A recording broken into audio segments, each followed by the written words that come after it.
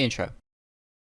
Today I'll be talking about iDubbbz once again, as he has uploaded a video recently and started live streaming as well. If you don't know who iDubbbz is or what all he has done, then check out my series playlist I have made. It will be linked in the description below, but it's also in my channel. You just go to my channel, you go to playlist, and then you'll see that playlist with his face on it, sadly. There's also other updates I'll be going over, such as Creator Clash, Ethan Klein, their feuds, Hasan and Ethan's feud, and stuff like that. There's a lot to talk about, as it's been probably about a month or two, and a lot has happened. So make sure to like and subscribe for more if you like stuff like this, as I make videos on locals, internet dramas, and more. But with all that said, let's go! iDubbbz's terrible new video.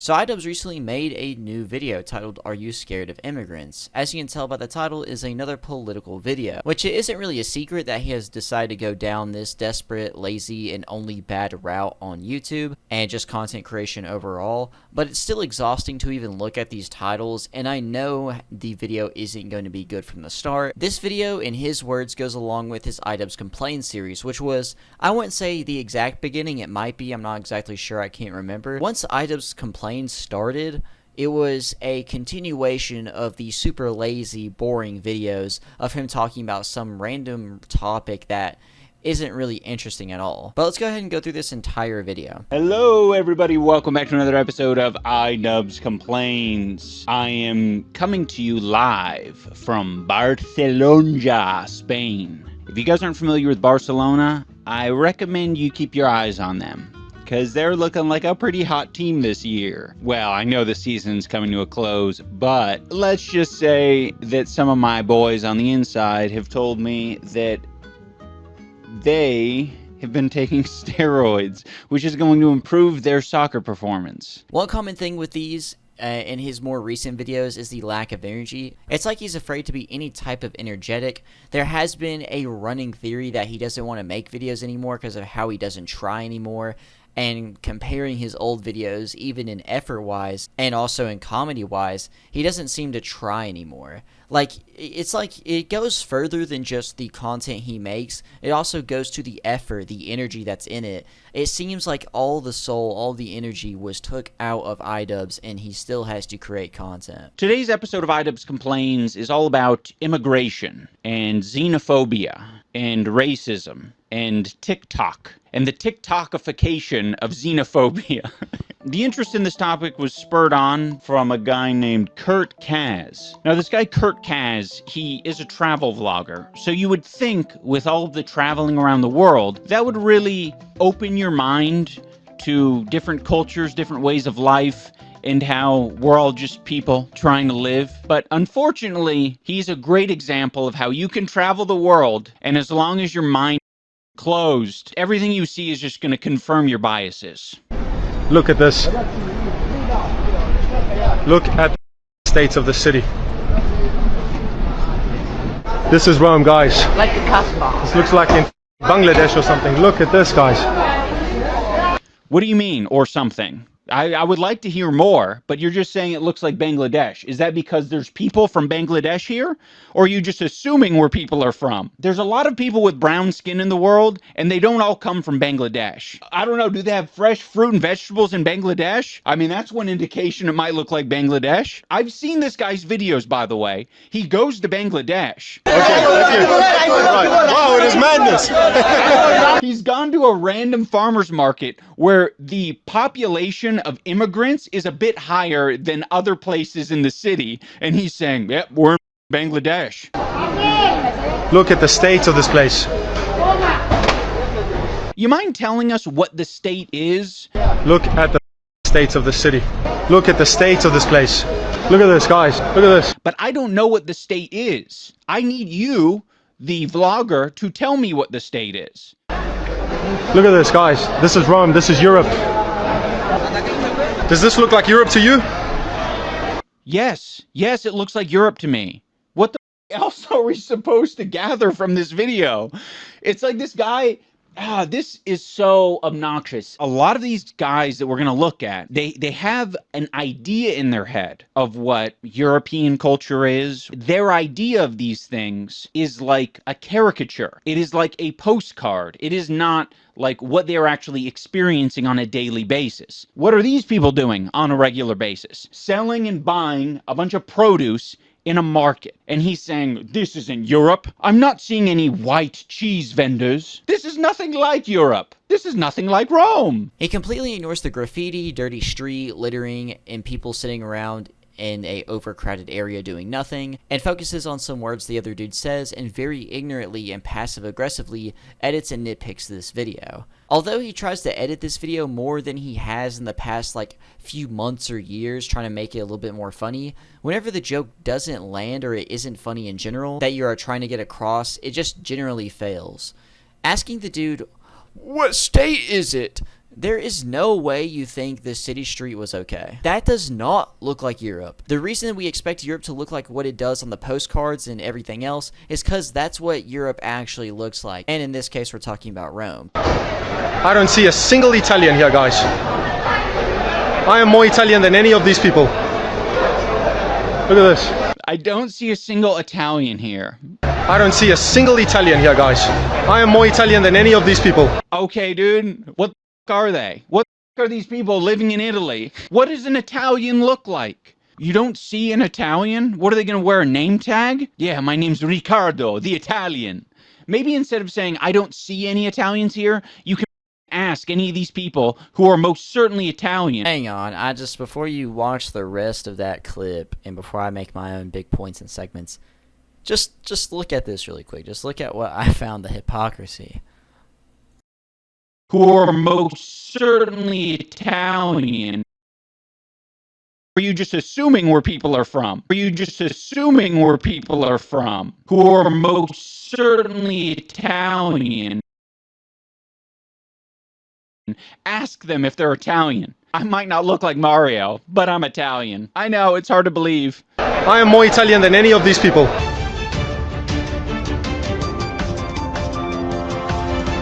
He plays the ignorant card whenever he knows what he is talking about in the video. These people are not Italian, and that is clear. And since iDubbbz makes a video talking about immigrants, which are they? Are they Italian or are they immigrants? By the way, guys, his clothing brand is called Conquest. He's a white South African making travel vlogs that are vaguely xenophobic.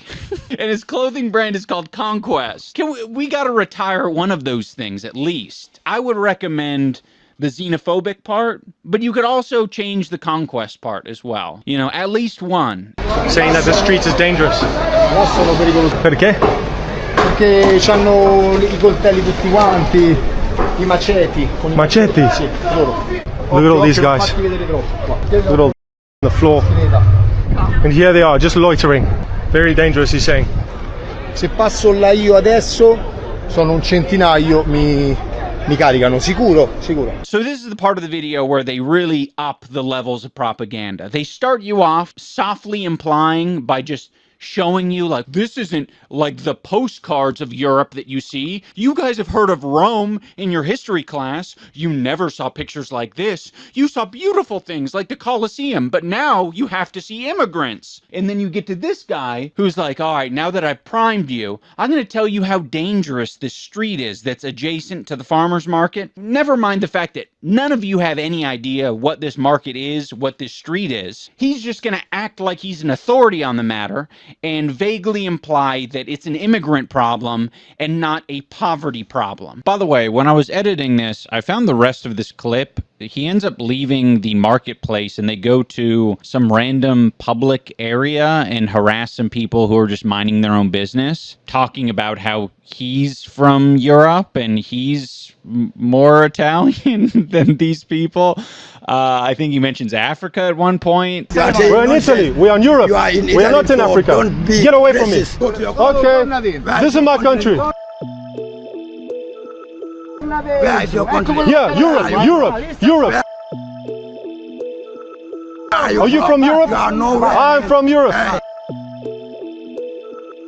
Oh no, Europe is being overrun. Someone save Europe. He calls this dude a phobic or ist a few times, of course, in this video, which you will see. And whenever talking to or asking an actual Italian what they think about the area and they say they don't like it and how it is dangerous, he just says it's a poverty problem and not an immigrant one.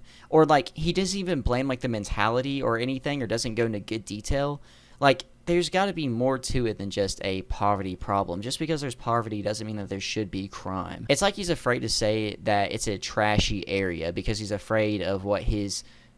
I don't even think he has new fans considering these videos, but it's like he's afraid to actually be critical of a dirty area or a dirty city. Like, you can be critical of these. Now, these videos themselves are very bad, but when you go into the comment section, you realize how many people these bad ideas are attracting. Samantha says, import third world, get third world. Well, these are not imports. These are human beings. But if you're referring to, you know, there being a farmer's market, that's kind of a first world thing.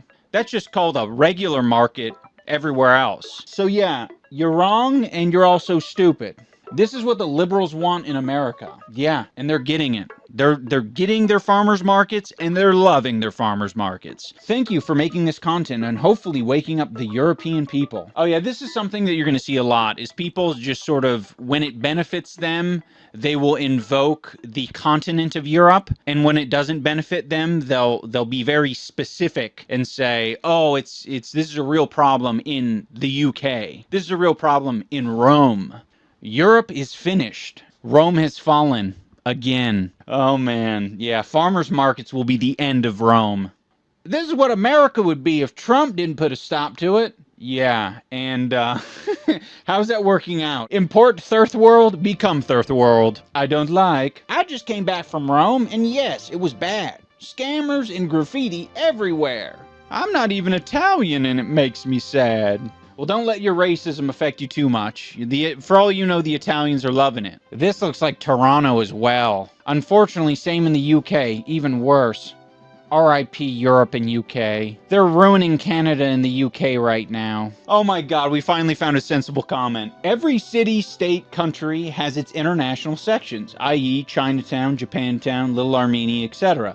There's nothing wrong with diversity. You happen to be in an international flea market. This is Rome is a false statement. It's just a block, not the state of the city. Okay, shout out Jack, the man. You just brought the heat. They turn every place they go into the place that they left. I think some people have a selfish mindset in thinking that because they themselves wouldn't leave the country that they were born in or have become accustomed to, that other people wouldn't do that, and if they are doing that, they're doing it for, like, sinister reasons. It's just like a basic human thought to be like, I want to bring some of my culture into the place that I'm traveling to, that I'm now going to start my new life in. And of course it's going to be these places that are desirable to go to and that are very multicultural. There's a reason why people are referencing Canada and the UK. It's because people who are immigrating to these countries like these countries. They like that their culture is either already kind of established there, and there are foods and routines and places to go and people to meet that are going to allow them to integrate better into the society. Okay, we got another comment. It says, the world is getting pretty racist. And this person responds with, you can't go into a new country and overtake it like this. You assimilate into their culture. They're also ruining property. So in no way is it racist. It's a pattern. Whenever highlighting comments to respond to, he just hyper-focuses on the part where there was a farmer's market and ignores all the other factors. It's a lot of playing dumb and being ignorant.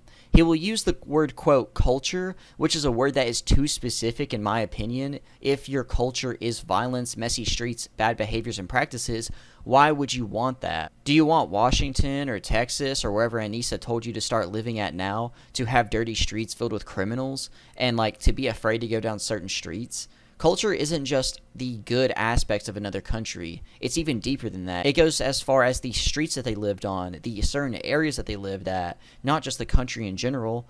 Its backgrounds, attitudes, and mindsets. And another thing is that he acts like all these immigrants are stand-up citizens and that there's not any cases right now going on anywhere of, you know, issues with immigrants in other countries. One of the issues is when people abuse a system to get to live in another country or illegally go there just to be a parasite and also bring their bad culture with them and don't bring any benefit. Farmers markets are cool and those are fine. And if it was just a video of a farmer's market and he was just being that way towards it, then there would be a better argument. Especially whenever they refuse to learn culture, respect, or norms of the area or get proper documentation. For an example, an illegal immigrant hits your car and runs. They find the dude, he doesn't have insurance, so they have to go through a whole other legal process of suing the dude to pay for the damages, which, you know, that goes like from the insurance company to sue them. He doesn't have documentation and says a fake name because, well, he didn't get here legally and did nothing to be a proper citizen, so there is no proof of who he truly is. And if they let him go, he can just run off to another state or go back to his country and never be found again.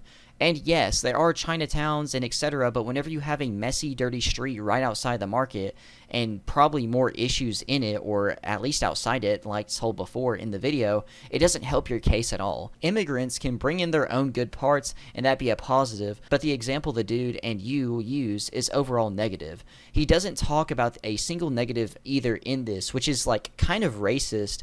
I feel like in a way, since he wants to throw around those words, it can be racist in a way that he is just taking down a white man completely, but not giving also equal criticism to the other side. He doesn't even throw the idea out there that there are possibilities of negatives, which is super insane to me. He doesn't even talk about the issues in Canada and UK. Like, he brings them up from comments, but then just ignorantly responds to them like those problems just don't exist. As those countries are having problems with immigration and immigrants in general, doing a bunch of heinous crimes and not getting punished for it, which is a pattern shown basically everywhere right now. He ignores it completely and tries to say that the reason they bring it up is because these places are spots people would want to migrate to, and that's it. Like, what? After watching that video, a little while later, I started getting more content that was adjacent to that, this time in the form of Robin bagpipes. I am proud of European culture. I will not show embarrassment around European culture, and I will continue to spread European culture. You might be taking a lot of credit here by saying that you're spreading European culture. You'll notice that a lot of people going into the UK and a lot of Mexicans going into the US, they're not doing this. They're literally just living their lives. And I think a lot of people, like Robin bagpipes perhaps, see, I don't know, Muslim people wearing hijabs or Indian culture being expressed or any of these like foreign cultures and religious traditions, and they think to themselves, oh, this is performative. This would be like me dressing up in my full Scottish regalia and marching down the streets playing my bagpipe in India. It's like, that's not what it is at all. The immigrants going to your country of Scotland or wherever else, they're literally just trying to live. And you interpreting their culture as like this exuberant display or them bringing the third world to your country is just ignorant. He says, I brought cultural enrichment back to European markets. I love this British market. You don't have to pretend to be anymore. He is performing for these Indian people. It's very interesting to them. And instead of owning the fact that this is a great way to spread your culture and also get views online, he's deciding to bring this sort of disgusting element to all of his content. If you hate your own country so much that you want this to replace it, that there's something seriously wrong with you, follow me around the world. You want to spread European culture. Because I think it's like it caught my attention, and I'm sure it caught a lot of people's attention because of the contrast. You don't often see the little ginger kid in India playing his bagpipes. Baby, don't mess around. They hate it, and I absolutely love it. Well, you don't know what they hate. It seems like they're very much interested in it. I mean, if you love it so much, then you might want to take up bagpiping culture because obviously it's being, overrun by immigrants. He's fighting for his culture. No. You think this guy's wearing every day? He's putting on a show for you. That's what he's doing. He's not fighting. His culture is probably wearing some blue jeans and eating a cheeky Nando's. That's probably his culture. And, I don't blame him for it, right? That's closer to my culture. I brought cultural enrichment back to European markets. And you have people genuinely confused saying, is this really somewhere in Europe? They don't know. So it's a double whammy. You can say that this is what Europe looks like, but then simultaneously you're not in Europe. So you're fear-mongering, but you're actually also just lying to people. But you can say, oh, I'm not lying, I'm just being satirical. But is it really that satirical? It's not. What are you satirizing? The fact that immigrants exist in your country? Or is it the fact that too many immigrants exist in your country? Or is it the fact that a specific type of immigrant exists in your country? Because you need to be a lot less generally racist to be able to pull off satire. White race, heart, heart, heart emoji. Do this more, please. Show the world what white culture is. He's also doing this disgusting AI content where it says, Indian jumps into dirty water. Some of the Indian stereotypes really are true.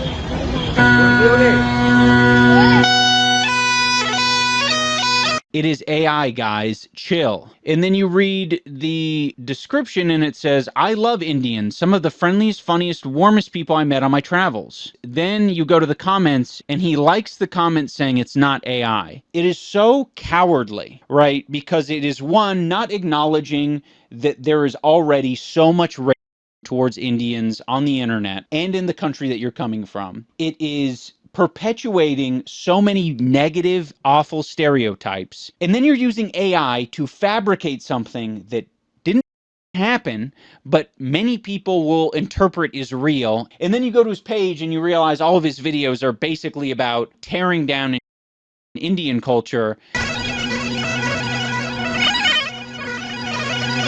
and not really even propping up Scottish culture. It's more about saying that Scottish culture is European culture. Very bizarre. I am proud of European culture. I will not show embarrassment for European culture. And I will continue to spread the world embarrassment. It's like iDubbbz has never read a news article about current topics or sees how dirty and trashy the streets are in these videos. I feel like everyone at least one time in their life has seen a Indian guy making a street drink or food, and on top of it looking gross, it was completely unsanitary and a safety hazard. It's funny that he will also play the ignorant card on any actual issues in the video, but will call anyone a phobic or ist. And I could also play that same argument of being ignorant and being like, well, where's he being racist? Where is he being phobic? But I don't. And that shows how lazy his arguments are and how he refuses to try in these videos even more, because he won't even attempt to make time to try to set up an argument for that video. He will just try to manipulate you and gaslight you like how he did H3 to believe that something is just not there. That clearly is. And whenever he does make an argument, he makes up like these false ones that no one is saying and then adds on to them constantly. He also then dumps on Scottish culture and calls it gay. I think that iDubbbz either truly thinks that the bad places of India that are all dirty and etc. are gross too, but just doesn't want to say it because he's afraid he's going to get in trouble, which he wouldn't, by the way. If anything, it'd be a W for him. Or would have made a video like that in the past. He's probably made fun of Indians before. This is the same dude that ripped up a Quran. We've heard from a South African and we've heard from a Scottish. Now we're going to hear from a Canadian. I'm talking Mr. Nelk. This might be very controversial. Actually, I can't say it. This is the way I'll say it. Tim Hortons, if I walk into a shawarma restaurant, I don't want to see a white person serving me. Does that make sense? Yeah, 100%. If I walk into a shawarma restaurant and I see a white person serving me, I don't want it. So you can figure out the other side. If I see a white person in there, I'm out. And Tim Hortons, you can figure out the other side. Yeah. Listen, Mr. Jelk, it is still racist when you're using white people as the example for you to make a statement. I want white people to be cooking their white people food and brown people to be cooking their brown people food. That's weird. We don't like that, all right? By the way, it's Tim Hortons, not Hortons. Tim Hortons. What the hell is that? If I walk into a shawarma restaurant and I see a white person serving me, I don't want it. So you can figure out the other side. This is the type of rhetoric you hear from conservative dads and grandfathers. Let's put it this way. Do I want a white guy making my kung pao chicken? No. No, right? That's me saying to the white guy. You know, it's not about race. You know, I don't want white people cooking, I don't know, tamales. You think if I go to Japan, they're just going to welcome me into the #1 sushi restaurant in the world? Probably not. Probably not. And would you say that they're because of that? Probably not. Probably not. It's like if you walk into an Italian restaurant, you want Italian serving you. I am more Italian than any of these people. Dude, back in the day, when I used to go to Tim Hortons every day, I would get a bagel and cream cheese with everything, and they'd put the cream cheese on both sides. Now what they do is they take the scooper, and they put it on one side, and they clap it like this. You're describing this generally low-skilled job as like some high cuisine. If someone half of your Tim Hortons order, it's still Tim Hortons. What does chat think? My Canadians, back me up. Unfortunately, for everyone who backed him up in chat, you are, I regret to inform you, racist. It's done. It's gone downhill. And I want to rep Canada and I want to rep Tim Hortons, but like, I don't really rep Tim Hortons like that no more. We do not care, Dr. Jelk. You can take that repackaged boomer somewhere else because we're not buying. This guy's my age. Bagpipes seems a little bit younger, which is even a little bit more troubling. And then the Conquest guy, they're my age, and I look at them and I'm like, you are traveling to different countries. You need to be the change. You can be a bro and not be. You can make a beer company and not be. It's totally possible. In closing, I want to speak to all of the people who buy into this rhetoric. There's nothing to fear. You know, people in other countries are just humans living their lives, trying to exist. And when they go to your country, they're also just trying to exist. And it's not a fight. It's not a war for whose culture is going to win out.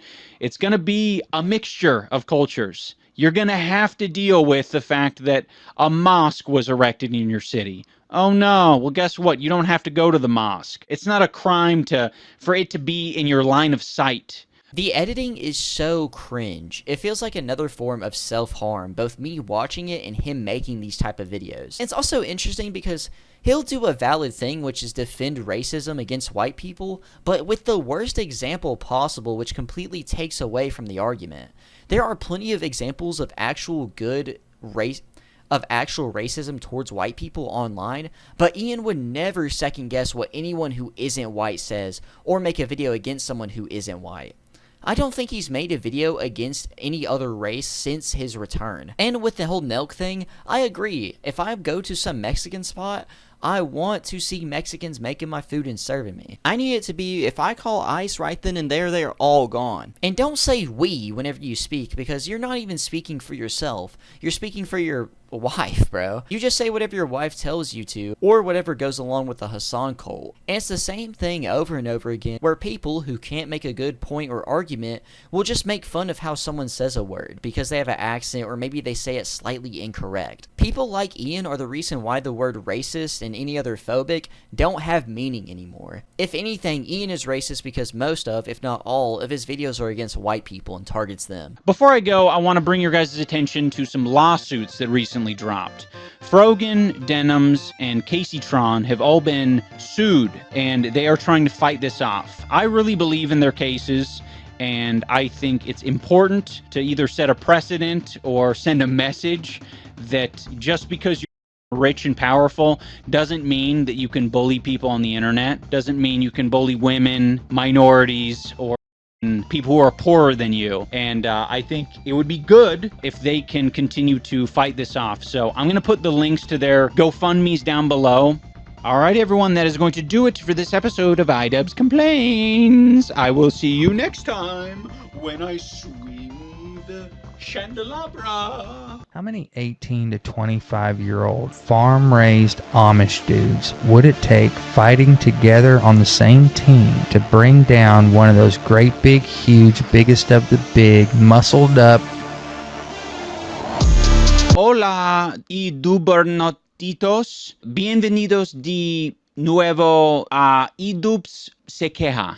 iDubbbz se queja. He won't say why Frogan and all these other people are being sued, which is pretty interesting. I don't think Hasan actually says it either. He just says it's an overuse of power and money whenever we all know why they're actually being sued. And again, he won't say it himself, but he acts like these people are the victims of this money and power-hungry soul whenever they openly admitted to being substitutes of Ethan's video. This has nothing to do with race, gender, or financial status. I don't understand why Ian wants to push this false, exhausting narrative that any neutral explanation or any explanation in general can debunk. Oh yeah, and Ian is anti-Semitic because he's made multiple videos against a Jewish man and his family and softly supports harassing them and then manipulates the people and situation whenever called out on it, acting like he has no idea what they're talking about, just like how he did in this video. Hey man, if you don't like it, I'm just doing what he does to everyone else in his videos now. And if you don't agree with me, you're racist and demonic and anti-Christian. You're a Satanist and you're a dirty sinner. So on top of being a racist anti-Semite, he is also just a misinformation spreader, liar, and manipulator. Also a bad boyfriend and husband, which isn't really talked about a lot, as, you know, those DMs got leaked and they never responded to those. In fact, I think I got blocked over those DMs. I think Anisa still has me blocked. She might have unblocked me at this point, but either way, it doesn't matter now because I can still look at tweets whenever someone blocks me. But I think Ian is being held hostage by Anisa because all the dirt that she has on him, or she'll make her own video ending his career, talking about her experience being his wife. If he doesn't do or say what she tells him to, then she'll drop that video. It's probably already made, and in fact possibly even being constantly updated. He had a bad past and now will pay for it until Anisa is done with him and just releases the video anyway. The end of Ian's career will happen either way, whether he stays, goes, or stays till she goes. And to end off this entire video segment, there are ways to have these conversations and be more decent with them. Anyone with a good argument will be cut out of his video though, or he will make a poor response to that just in the end hurts him more. I just feel gross and cringe watching iDubbbz at all anymore. On top of the editing and the jokes, lighting and environment are all bad, and it's not even like a messy that is kind of aesthetically pleasing. It's just simply bad, miserable, and lazy, just like his videos. His comment section for this video is also super funny, and this is the stuff that I found on the top of it. By Daddy_Murdoch saying, bro is quite literally lobotomized. Robert Leather says, funny listening to someone who isn't from Europe telling everyone what Europe is like. And this is a very great point. What's a app the sequel says, quote, my liberal friends are gonna love this one. Now I really don't understand. I talk more about it later, but I feel like him sucking up to these guys just doesn't make sense, at all. Yam_004, I'm a progressive rich guy living in California, and today I will lecture you your opinions about your own countries, even though I have never visited them myself. And even if he has visited them, doesn't mean that he still has a valid opinion on them. Also, I have no idea if he lives in California. He just might. I could see him being as dumb to do that because he's just has wasted and lost so much money recently. Is not going to be making a lot more.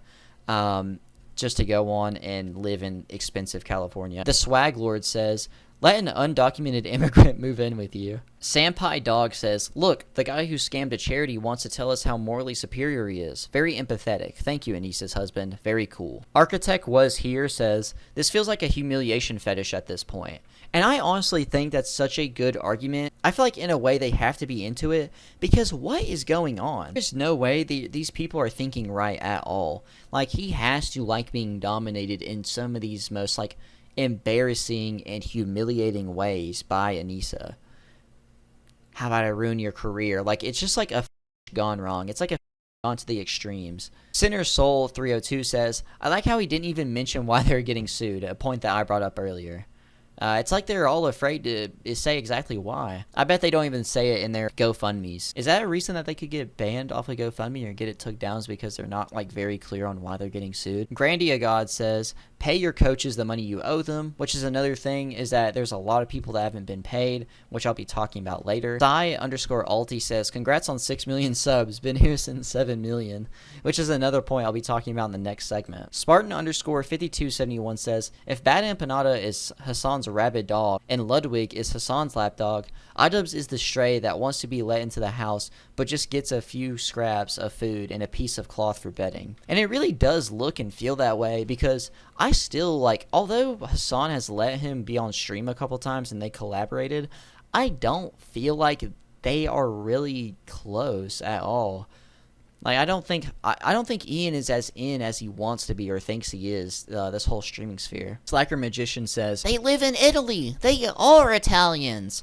If I move to China, does that mean I'm Chinese? Exactly, bro. If I move to another country, that does not make me one of them. And China's just the best example. I would say another, like, example, but there's just no point. I think it's the best example of, like, just because I moved there doesn't mean I'm one of them. In the end, I'm an American immigrant who might have citizenship there or might be now a citizen, but still, in the end, I'm just an immigrant. Gabriel Fernando, 1872 says, I have not seen a single positive comment in this video. And that was true. Like, I scrolled for a little bit and I did not see a single positive comment. There's also some people's reactions to this video on Twitter, and here they are. This one person says, might be the worst virtue signal ever. He claims an Italian going to Italy and being sad to see stuff on the floor and migrant gangs with machetes is racist because those are also Italians that happen to be from Bangladesh. He claims a Scottish man playing bagpipes and wearing a, quote, skirt is a cringe culture, unlike the rich cultures brought from the third world. What third world, like, stuff? Like, there might be some, but, bro, the stuff I've seen, such as the unsanitary conditions, the dirty, like, streets and everything, where Mr. Beast has to go and make a whole fundraiser to help these people, that's such rich culture, bro. Them needing handouts and them just, you know, wrecking cars into each other and that being fine, like they're public transports. Like, have you ever seen those pictures of, like, the trains having people all over them?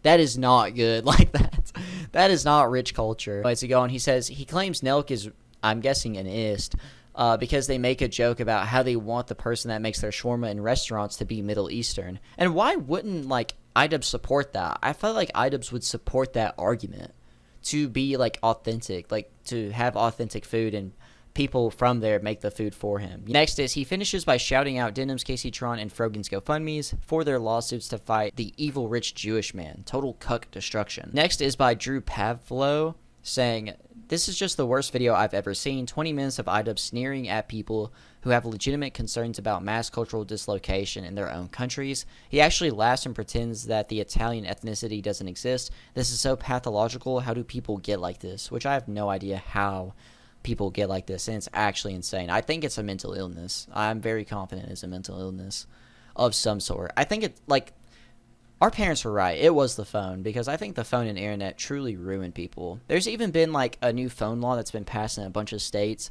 and kids are actually now doing their schoolwork and being productive and not being all mad and rowdy and stuff. And I think we all need less time on our phones, to be 100. Especially, like, Ian and Anisa, they need to, like, have a whole cleanse for, like, 5 years off of their, like, devices completely to just be normal people and watch, like, sitcoms and movies, and not even the political ones either. No, there's, like, no political, like, whispers in these movies at all. It's just all simple movies that don't have anything in them, like that. I mean, iDubbbz's fall. As talked about in one of the comments, iDubbbz has now went below 7 million subscribers, and looking at his social blade, he hasn't gained any subscribers in years. Over 3 years now, actually. I couldn't go that far back to see whenever he started the actual decline, but you could have guessed it was around, I think it might have even been before 2019. But over 3 years now actually is how long he's not had any subscriber growth. When you look up his channel in a private tab, his channel still shows up on top, but videos about him show up right under that now. He is dangerously close to Mama Mac's level of burial from YouTube themselves, because Mama Max, at least for a moment in time, would not pop up immediately when you would search him up. And I think Wings of Redemption was the exact same way. And it's surprising that YouTube hasn't buried his channel anyway, because you look at his stats, other than his views, you look at him losing subscribers constantly and his videos underperforming compared to what they probably should be. An example would be the Content Cop and videos talking about Ethan. If he made videos like that, or if he made, like, actual good videos, that's how they would perform. I think YouTube might have actually have buried him, but people just look up the video to figure out and watch his most recent one and figure out what all was said in it, and also just to go to the comment section and say something against him. I and anyone else could actually see this coming. Whenever he isn't making a video nostalgia baiting or talking about H3 or a big drama topic and goes back to his boring, lazy, and incorrect political videos, his views go way back down with it. And they are only going to get lower with time. I can definitely see him possibly, like, struggling to hit 150,000 views at some point, or that's what he will be averaging in like the next couple of years, because he's halfway there. Even with support from Hasan, which isn't really a good person to be beside anyway, he loses more and more supporters with each video and stream he does, because people who stayed around for just nostalgia are giving up their false hopes, and his podcast, which he hasn't uploaded on in 4 months, by the way, has also failed. And the funny thing is, Sam Hyde won. Sam Hyde, despite everything that has happened to him in his time, despite being constantly pushed back time and time again, has came back more successful than Ian, and it is so interesting to see. He even made a few podcasts, and they all do better than Ian's. He made a show about political stuff that does better than Ian's videos. He does live streams that do better than his. He does podcasts that are more successful and more entertaining and just do better. Sam Hyde won. iDubbbz failed streaming. Ian has started live streaming recently and went through comments of his recent video and responding to them, and here are those clips. If y'all have watched anime before, y'all know what dubbing is, basically where they talk over what is actually being said, like in, Japanese or whatever. Well, Ian has a lot of copyrighted music. I'm thinking he does this on purpose so people stop clipping him and using those in his videos or in their own videos to make them look stupid, but that's not going to work on me. I actually try with my videos, and I'm actually trying so hard, in fact, that I'm going to be dubbing over certain sections I think are kind of harder to just completely censor, because sometimes the music is really quiet and I could probably get away with just silencing it or him talking over it, because the things are kind of weird. It's a very easily used system by people where they will literally claim your entire video no matter if it's 2 hours long because you used over 10 seconds of their music. A very abused system. I didn't want to say that word, but yeah, it's a very overly used system. People use it to their advantage, and I don't want him to win. I'm actually going to trap my videos on like he does, and yeah, so you're going to hear me every once in a while dub over something, because I want these clips to stay. I want his points to get across and what exactly he says. These dubbings are basically accurate.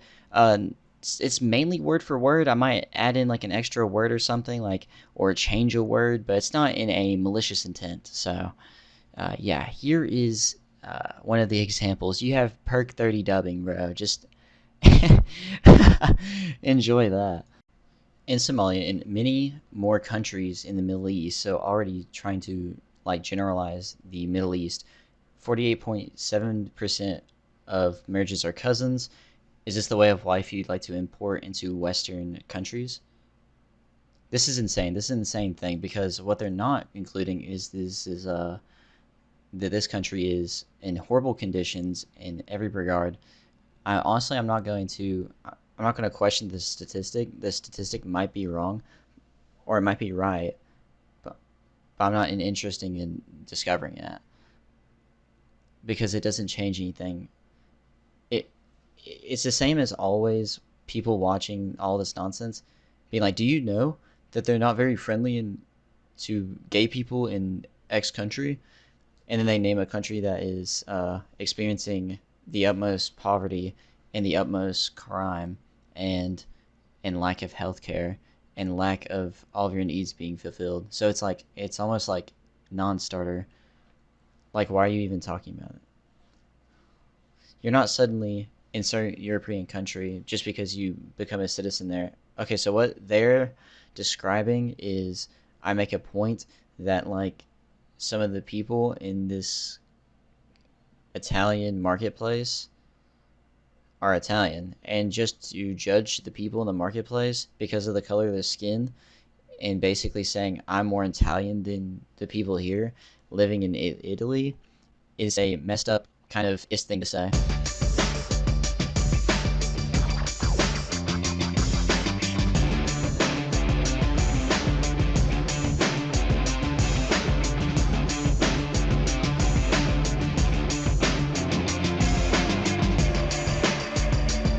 Like, this guy would walk into a marketplace and declare that people aren't very Italian. He's not doing the work that is, none of these people are ethnically Italian in here. I don't see any of my, or how else do you want to phrase it? You want to say real? Because that's kind of a coded way of saying that. Real Italians.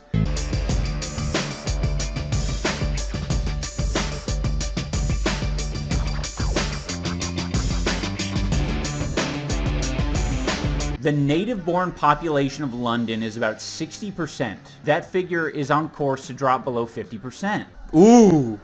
So Ian, why can't you see this as an issue? Because you haven't demonstrated why it's an issue. I wonder why that's happening. Could it be that your country is responsible for displacing loads of people? And where else are they going to go? Here in Italy, many of my friends have been robbed, assaulted, and it's been by North African immigrants each time. But I guess the smug Californian has ruled that drawing any kind of conclusion from that is wrong. It is wrong. It is racist and weird. Filming the street is propaganda, apparently, lol. Yes, you idiot. It is propaganda. It is. Oh, this I also love. This has 2K likes. This was directed at me. Let an undocumented immigrant move in with you. I mean, sure, I guess. Might want to get to know them a little bit first. Hey, that's a crime, by the way. I don't know why you would openly admit to supporting criminal activity. So yeah, that's just another thing, man. Like him and Hasan, man, he's getting up there, you know, admitting to wanting to commit crimes and stuff like that. So, you know, this guy like still has a platform too. Like, it's just absolutely insane that they just let people support criminal activity on Twitch.tv and YouTube.com. There's a wide variety of markets in Italy, from what I've seen, as someone who hasn't even been there.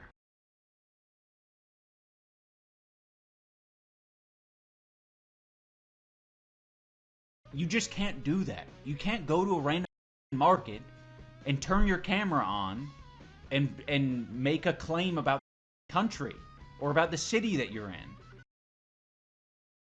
You can kind of make a claim about the city, maybe. If that market is actually representative about the city, sure. But it's not.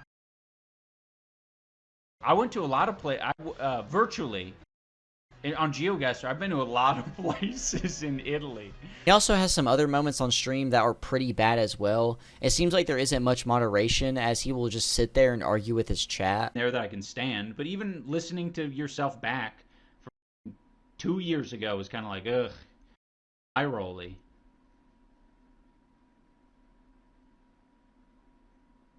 Thank you, Assast.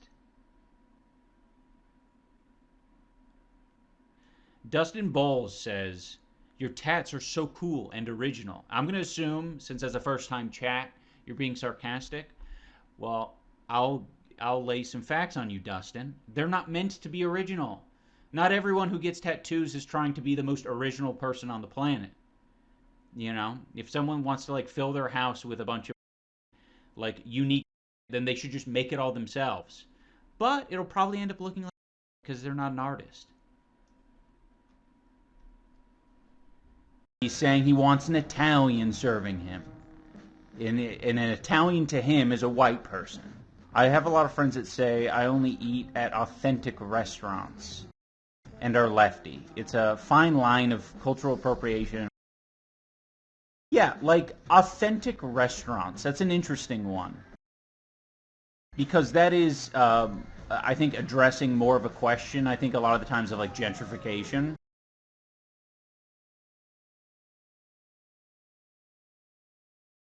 I can understand how some people have the thought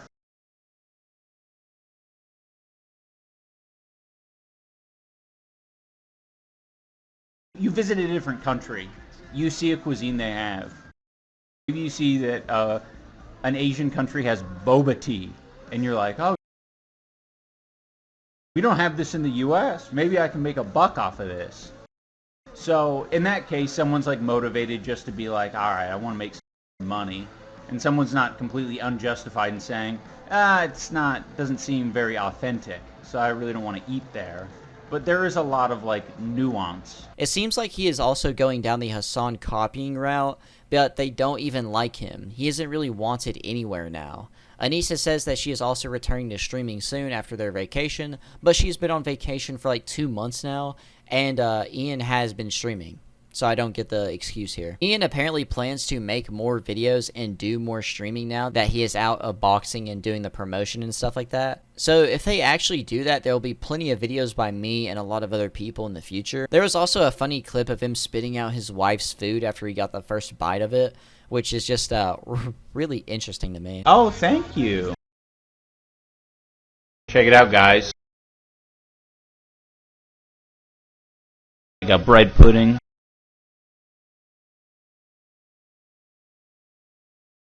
Banana, gluten-free stuff. And to make matters worse and more embarrassing, he has a thing on screen where he shows where he got new Twitch subscribers, which you have to pay for. It's like $5 a month or something like that.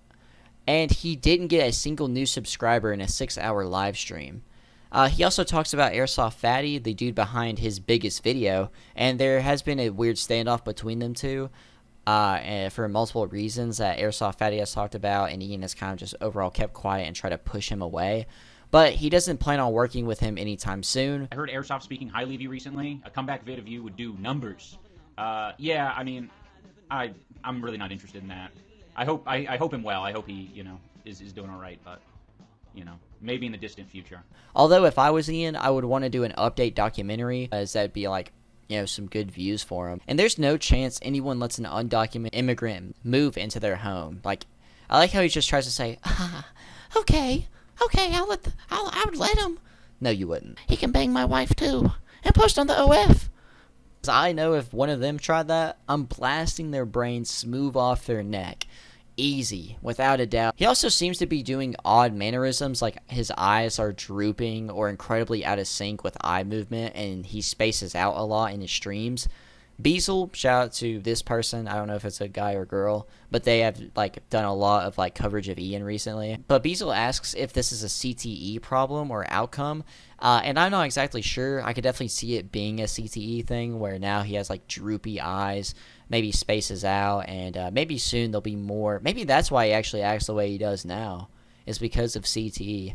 Do you drink at all, or are you sober and healthy? Sober and healthy.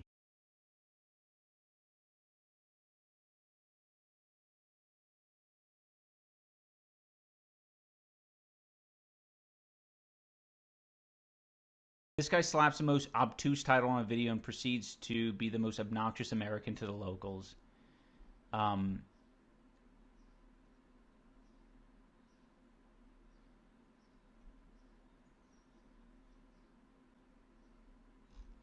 are we? People are suspecting that Ian is on SSRIs, which are basically just antidepressant meds that help you get more serotonin in your system. He is on some type of ADHD medicine, which was forced by Anisa, which was proven and talked about in my last video. So that's also possibly a reason. A lot of smugness from him responding in these comments from his video of even true Italians, more Italian than in that market. There's gotta be a word for people who forcefully spread their ideas onto you and then call you ists or phobics if you don't support it. We need a new slur that describes Ian. But overall, his streaming endeavor is going to be a very bad one for him and only make him look worse. I can definitely see it failing and just getting lower viewership and support over time. I don't like throwing around this label, and I never do, and I think it's kind of cringe whenever people say it to anyone because anyone tries to throw around this label anymore. But I think he is getting towards the lolcow level, and him streaming is a stamp of it truly happening. Creator Clash 3. To update you all on Creator Clash 3, possibly for the last time, which I don't know, I think I might have another time or two to be able to cover it before it's just completely done with. This will go more into boxing in general as well, but I want to put it all into one. This also regards iDubbbz and some other stuff, but I put it all into one, of course. But it seems like there has been a payment issue for some of the fighters. I have only heard about some of these things from one account, Beazle, who I talked about earlier, so I don't know how true it is. But if what they're saying is true, then a few fighters have not been paid. Ren, Nathan, which is dad, and was proven to be true by him multiple times. Lena, who we've talked about before, who is a part of H3H3, I'm pretty sure that's the Lena we were talking about, and another woman fighter that Nathan talked about in a YouTube comment section. I don't know what video this is. I know some people were reacting to and commenting on a video recently, a bunch of fighters or people about the event, and maybe this was a part of it. I can't remember what the video is, but Nathan himself says, it is kind of weird hearing that old clip of Anisa saying these stuff about rich YouTubers and now being here where the not rich YouTubers got nothing. One of the female fighters messaged me and said she hasn't been paid anything. I was surprised because I thought everyone got at least half since it's been canceled. A shrugging emoji. Ethan Klein ends up responding to this via Instagram stories, screenshotting it and tagging him saying, "Who was it? Let's get her paid." So I honestly think that in the future, Creator Clash 3 might have a huge lawsuit on their hands.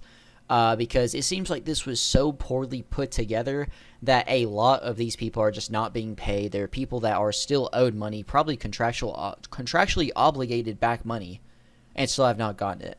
And one woman was paid nothing. So she never got money for her training like how she was supposed to, never got post-fight money either. Insane. Absolutely insane. I have no idea what's going on here. I don't know how you mess up an event this terribly. Like, it's actually impressive how bad they are. They are like the level. They are like the bottom level. Like, they are the example. You know what I mean? It's terrible. It's interesting that people aren't getting paid. The simplest thing is getting people paid, giving the people their money. And what? There might be like 20 fighters to look at or whatever. 20 to 30 fighters max. Right? I don't even think they had like 10 fights at the end of it. But either way, you had to focus on 20 people and getting their pockets filled. You couldn't do that. Like, how big of a failure are you? The charity fund Creator Clash had with their name on it is now done. It was going to be done over time anyway, but it's just now officially done. Ethan Klein will actually be doing a Teddy Fresh charity drop, and here's the video of him talking about it. Hila has a niece who's 8 years old named Mayan, and she's a big fan of Teddy Fresh, and she's able to start wearing Teddy Fresh, and she wanted to do something with Hila for a good cause. So Hila asked her to make a design. This is her drawing, but the best part is that 25% of the proceeds are going to be going to Stand Up to Cancer. Oh wow! Shout out! Hey. So it's a beautiful story. It's a cute shirt, and it's going to help people. We're going to be raising infinitely more money than Creator Clash. That was their charity. Well, that's easy. Right. Oh yeah. Stand Up for. You know what? They're working for an alternative charity. Sit Down for Cancer. Hey-o. Sit down and let cancer take over. Ravage you. That's not how I do things. I'm standing up for cancer, and you guys can too. With this beautiful, very cute tee that we're going to be standing up for cancer together and say, no more. This far and no further. Then stop it. This is super cool from him, Ethan. And funny enough, it's the same charity that Creator Clash 3 was a part of, which he talks about in the video and says that he wants to make more money for that charity than Creator Clash 3. I don't know what Creator Clash actually ended it out on. I'm pretty sure without Hasan, because Hasan did a whole charity stream for a long time, for like a day, but it was like a long stream or something like that, and he paid most of that money. I think 3/4 of it at least, it might be 2/3, was Hasan, and the rest of it was like $50,000, $20,000 that was from everyone else. That shows like how reliant they were on Hasan for that moment. You can't speak about Creator Clash 3 in Ian's live stream chat without being banned, which is really weird as well. Dude just hates charity, I guess. He hates charity so much actually that he would steal 30% of it at the end of the day and not tell anyone about it. Ian talked about returning to boxing. I would consider that, Elijah. It's one of those things where I don't plan on ever running a boxing event again. So, if there is an opportunity to box in the future, only worrying about myself would be great,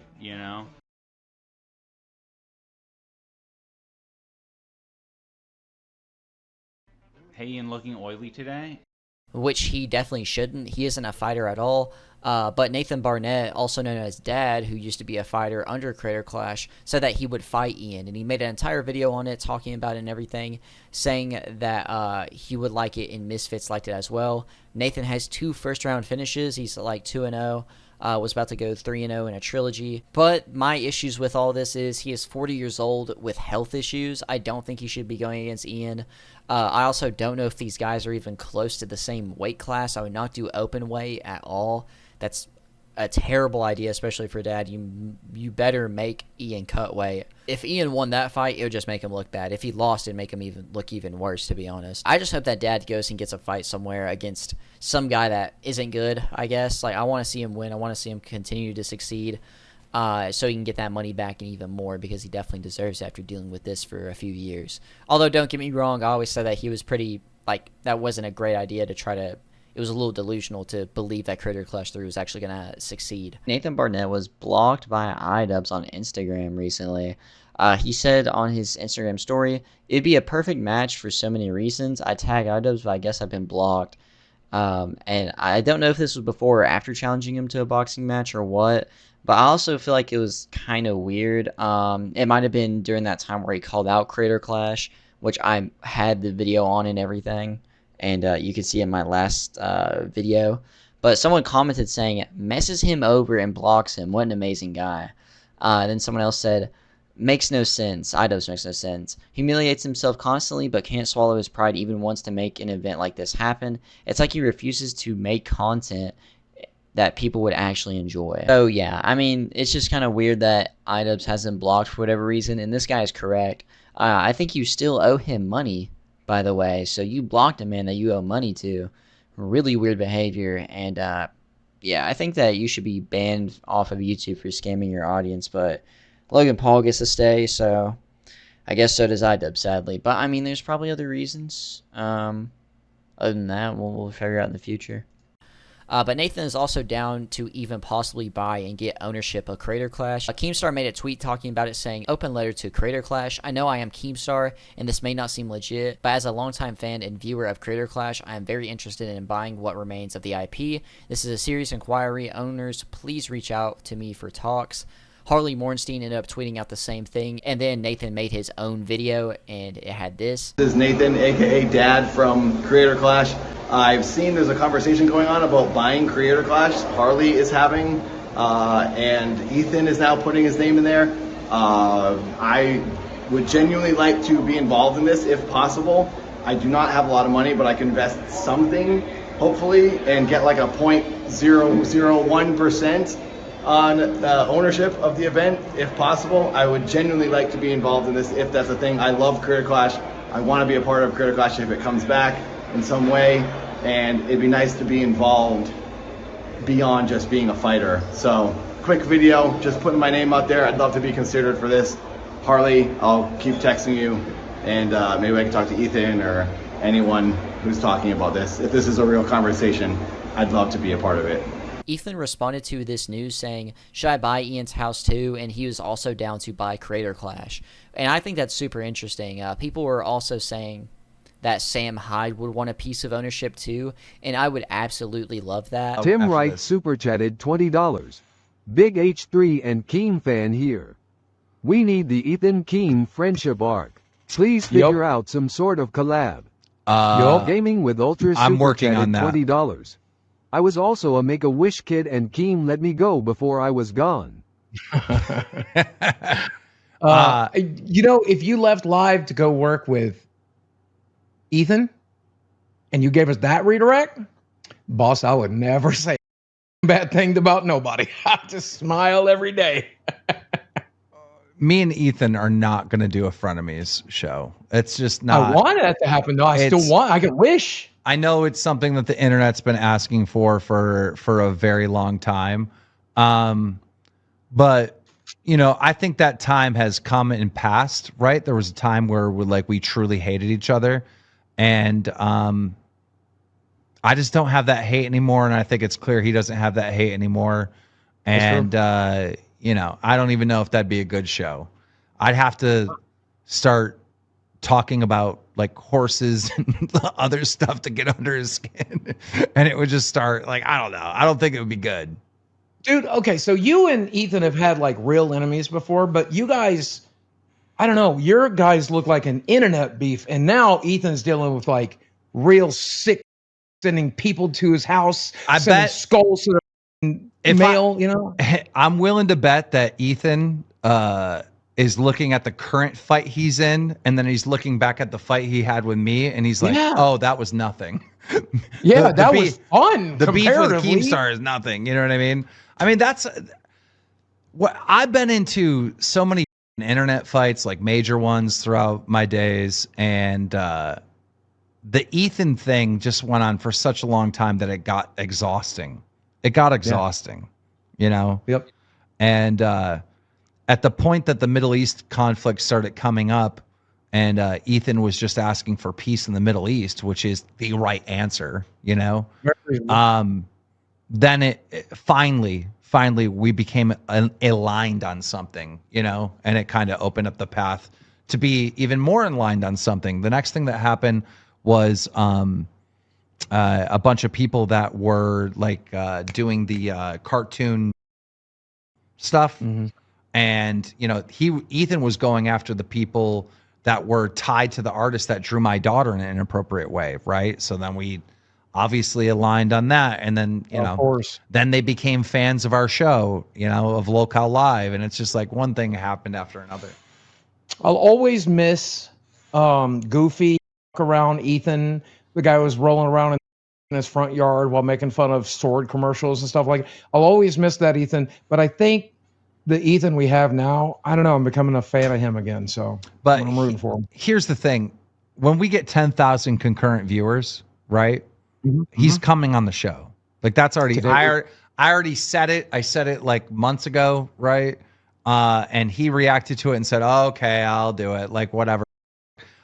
So that's happening. As soon as we like, I don't want to put him on this show because he's got such a big audience now and he's been doing that show forever. I don't want to put him on this show until like we're worthy of that. You know what I mean? And we're not. We're a much younger show. We haven't been around as long as that show has been.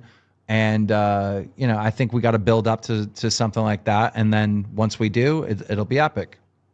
I got a feeling, Ethan, we might see you by Christmas because I know me and Kim got big plans for the next 6 months. As long as he doesn't leave on October 1st. Let's go! I'm not leaving on October 1st.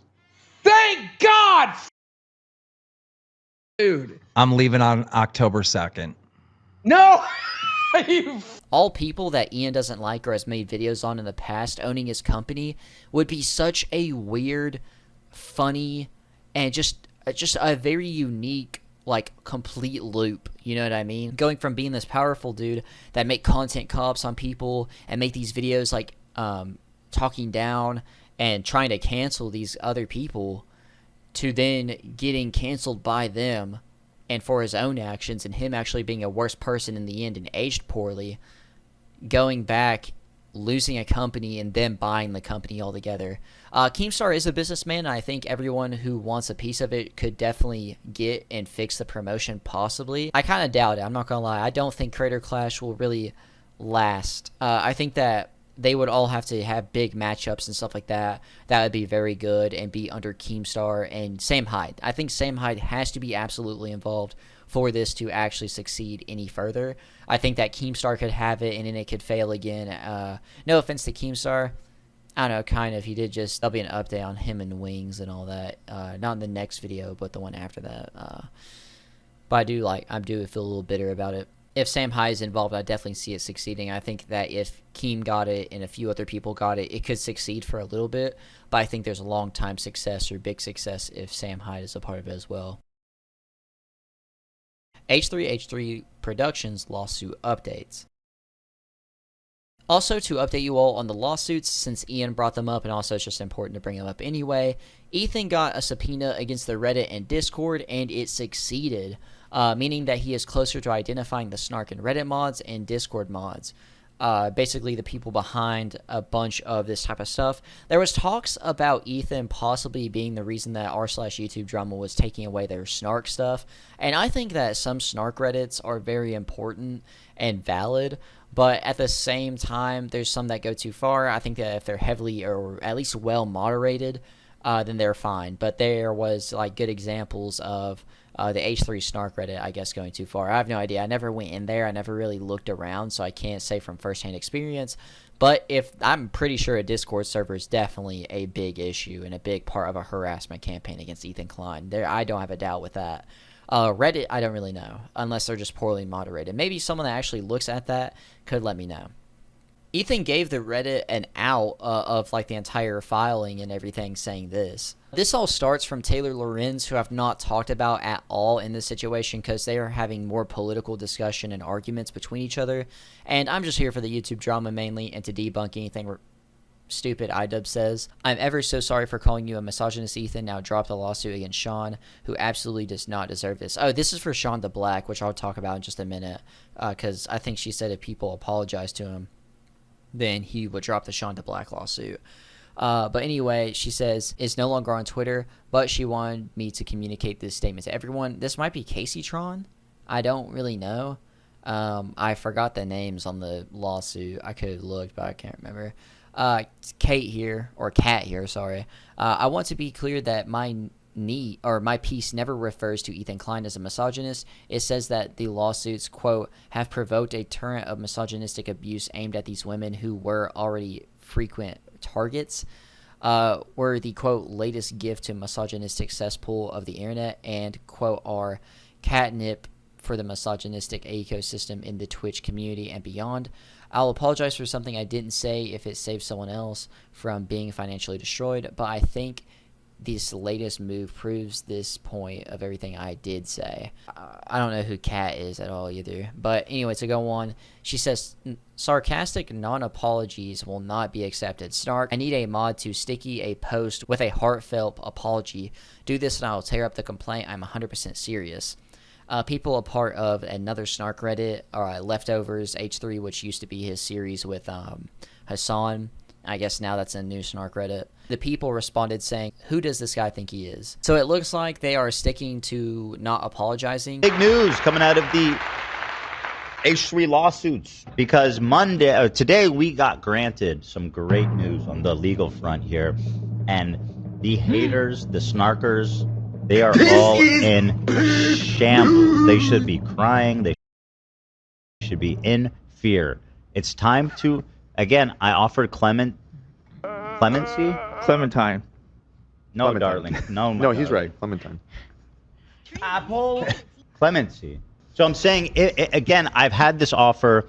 Now, this is basically when these subpoenas go out and I get that personal info, there's no more clemency. The presidential pardon, which I'm offering right now, is become closed. So time to get on it. Also, because some of your cohorts leaked your Discord messages to us, we have some of your Discord IDs, and guess what?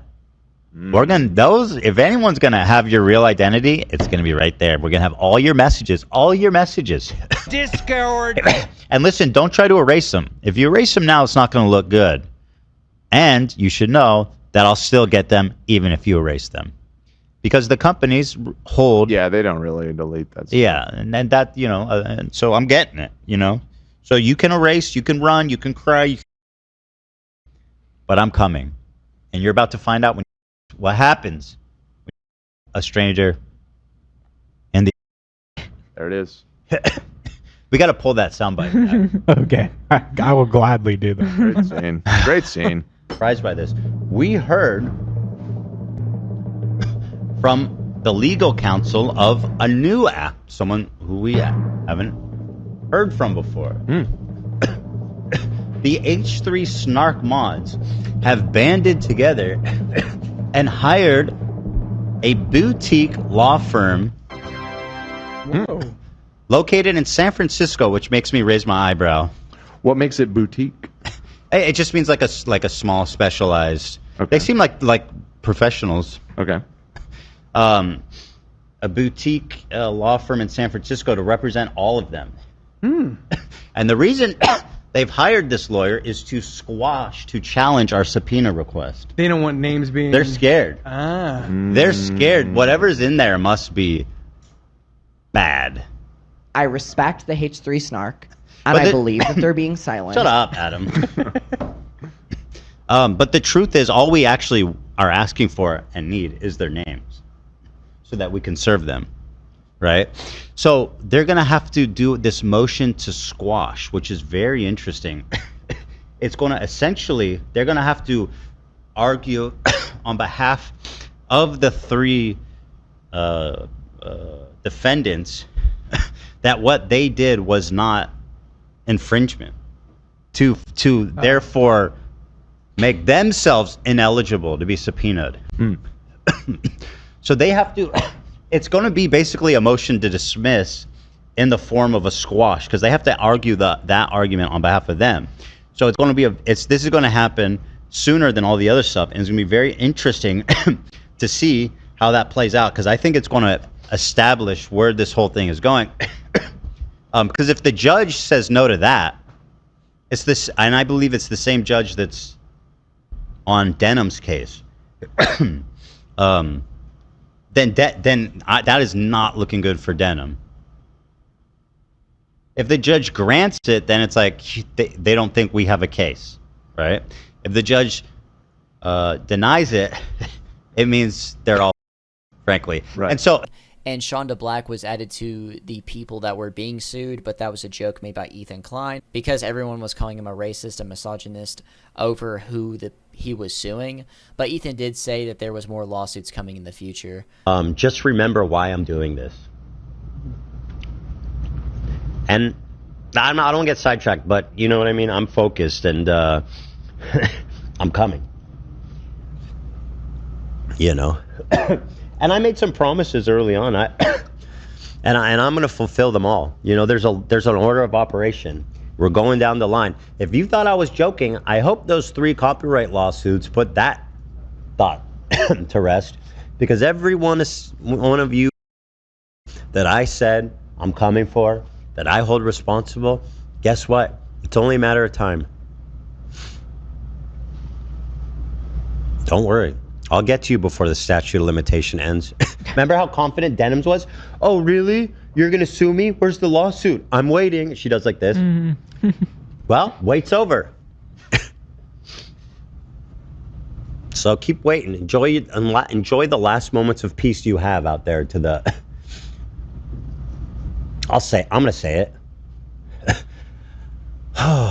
Noah Sampson, I didn't forget about you, scumbag. Daddy's watching. But no, the Sean the Black lawsuit was all just a big joke. There was this girl named Imaru or something like that agreed with why Ethan was suing these people. The clip I'm going to show was like really neutral, not going to lie. Like it wasn't like heavily supporting Ethan, but she was just like, yeah, you can't really do that. My example of how I do stuff is a little different, so that's why they're getting sued. And these people started harassing her bad. These people were linked to Hasan in some other places, but here are the clips. Well, reacts are a little scary because I saw that some people are getting sued for reactions, but I mean it's like a different case than what I do, I guess. So surely it's different. Mr. Daly wouldn't sue me, we're homies. He likes my tweets sometimes. Yo, Dylan, thanks for 33 months. It's people that like maliciously react. Like they react to people they hate and they're like, watch me so that they don't get any views. Like, yeah, you can't do that. That's not good. England and Rose. Yo, Snake, thanks for 8 months, and Henry, thank you for the 500 bits. Just admit to crimes on stream. I've never admitted to any crime on stream, because I don't commit crimes. Emma is a scene girl that sometimes does a salute because it's edgy. It's crazy that like it's crazy that people go and they say this and they make up stuff like this about people, and it's just totally not even true. Like Emeru does. What are you talking about? Like that was a different person. Like it's actually just crazy, bro. Like these people, and this is the thing, is that these are the people that useful little token she is. It's unbelievable, right? It's illegal to say. Well, these people are just nuts. I just want you to see that, like, anything that these people do and any negative consequences that happen to them are completely deserved. These people are, they're bullies. They want to gang up on people and push them around. They are not good actors. They are 100% bad actors, and you should never trust anything they do or say at all, period. And so, yeah, again, like, I hate these people. They're awful. And that's it. We're just going to our chat and apologize for what he does. That's just, I mean, I'm not talking about me or whatever, but, like, I'm just saying in general. And they act like kindergarten kids. Yeah, they just make. But I think, again, the best way to approach this stuff is to just call it out immediately and just say how ridiculous it is.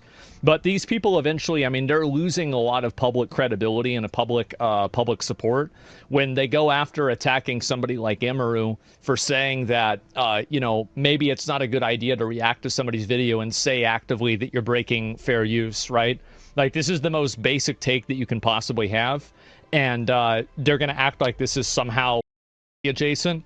These people have lost their minds, and they're embarrassing themselves. Ethan updates us on the, as he calls it, unmasking of the snarkers, and he says this: of the dozen of snarkers I've unmasked, only one has a job. Swear, average age is above 30. And this is actually insane. Snarker Kryptonite, and it shows a job application as well. I am very surprised. I thought this was an insane statistic because I thought these people would be in their 20s at least. But people being in their 30s, being jobless, only one of them having a job, like, it kind of fits. Because, I mean, you gotta be jobless to really care and watch these streamers like Hasan. And, like, a lot of these people in general, like, you have to be a jobless soul to be watching Kaceytron, who I don't think has been streaming because he is apparently caught up in not supporting charity with Mr. Beast, not answering Mr. Beast, and then also on top of that was exposed for view botting, or they made a new rule against view botting and cracked down on it, and he hasn't streamed since apparently. Don't know how true all of that is. I know that Kaceytron definitely hasn't contacted Mr. Beast, and there's no proof of him donating money towards Mr. Beast's fund. Or you're just completely spoiled and, like, you could have a good life, but you decide to hard focus on stuff that doesn't apply to you at all and just stuff that you should not be stressing about. People really do just be putting stresses on themselves that don't really matter. Law tubers or lawyers or professionals in, like, law and stuff who do videos on YouTube topics, basically they'll go over lawsuits of some sort, whether it's in the news or whatever, like, legal stuff is going on. They've been talking about the Ethan Klein lawsuits, and here are those clips. And some of them are shared by Ethan Klein via his Instagram stories where he'll say stuff, so there's that to look out for as well. Right now, but tell Ethan I will debate him. Yeah. You know, is he running away with? You can debate him. You can debate him in a court of law. So you want to debate Ethan Klein? You have your opportunity. You have your opportunity. There's a moderator to the debate. It's called a federal judge. Good luck. Listen, the best lawyer that you guys can find, the best lawyer, listen up, the best lawyer you can find is the lawyer that's good at settlements. You need to find a lawyer that's a good negotiator, and you need to calm Ethan down and settle with him. If you settle with him, maybe you can save yourself some embarrassment and get some of these things dropped. Maybe if you guys come out and settle with him, that's the easiest way. Settlement is always easy. Settle with him quick. It will save you so much time, money, and public embarrassment. Because otherwise, you're going to have law tubers like myself and all of the people on the internet covering this for the next years, and you are going to get smoked. It's not going to look good. You can be a vexatious litigant. Let's stop there. So pseudo-intellectuals like Hasan like to use big words that they don't understand. The word vexatious litigant does not just mean someone who files a lot of lawsuits. That is, you know, it's not just that. A vexatious litigant is someone who files lawsuits with no merit, meaning they're going to get immediately dismissed, meaning these are lawsuits with no legal basis. And what you never hear from Hasan is you never hear him talking anything at all about the legal basis. Now, if he wants to argue that the system is broken, that's fine. And in fact, even myself and other law tubers have admitted that, yes, parties with a lot of money tend to do better in court. That is very much true. And we've admitted that and talked about that. And I've been a critic of that when it comes to certain cases like with Walt Disney and the Walt Disney Corporation. That can be a problem. But throwing out words like vexatious litigant kind of goes against the rub here, because you have to admit that it has merit if you can come up with no legal argument against the case. Not an emotional argument, not a claim of bias, not any other claim. You have to tell me, Hasan Piker, why legally they will win. Your orbiters will win, and Ethan Klein will lose. Otherwise, it is a meritorious claim. That's a big word you can use now, meritorious, Hasan. So these are meritorious complaints, which are going to get past a motion to dismiss, which is, just to explain for you, for Hasan and for everybody out there, that's the first step. Now, that does not mean Ethan Klein will ultimately prevail. Ethan Klein may very well lose this case. Now, we've said, hey, doesn't look good for Hasan's orbiters. It's looking kind of bad for Hasan's orbiters. I think, in all fairness, the odds are on Ethan here, but they're never 100%. There's always a chance that your orbiters can prevail. Legal visas and legal residence long-term in these countries, because they appreciate the culture, the lifestyle, the quality of life, the peace, the safety, the tranquility. These are amazing things about living in Asia. And another amazing thing is that, unlike America, and this may be surprising to Hasan, it is not as easy to get away with being an illegal migrant to these countries. So if you try to illegally migrate to Japan or Korea, very good luck to you, sir, because likely you will end up in the cell next to Johnny Somali, aka Ramzi Khalid Ismail, if you try that in Korea. It's not going to go well for you. So I would insist that perhaps the only person that perhaps between the two of us would be a passport bro is the individual who visited Berlin solely for the purpose of going to a brothel. But that's neither here nor there. And here are the people's reactions. Spoken to a lot of lawyers about this, and everybody says they're around 90 to 95%. And I think there's a reason why Hasan won't donate the $25K that Ethan wants him to his orbiters, because I think even Hasan knows that he got all of his friends hard than how hard his friends when they beg him for a raid. Let's see what's going on here. This is insane. Yeah, bro, he is living his best life right now. And guys around, well, the best part about it is that he is partially around. That's what makes it funny. And so, yeah, there you go. And he laid the trap for the summer ants. He sure did. He's feeling himself. This is freedom. This is, I think this has the capacity to be Ethan's best arc. I think this is amazing. They turned Ethan into a monster, and I'm loving it. That's right. Enjoy the last moments of peace you have out there to the... I'm going to say it. Noah Sampson, I didn't forget about you, scumbag. Daddy's watching.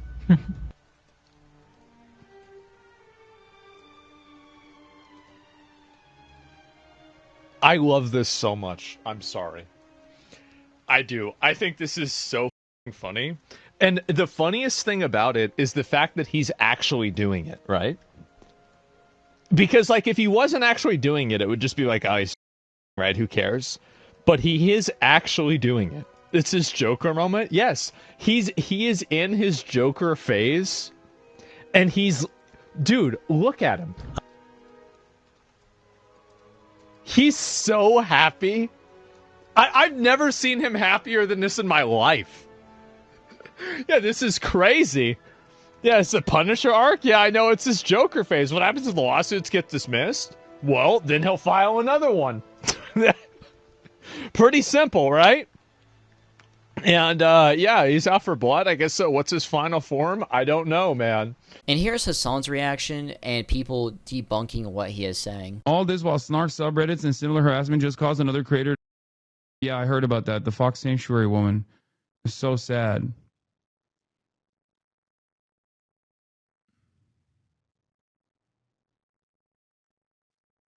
The legal complaints are in California for Denims and Frogan. Wait, what do you mean?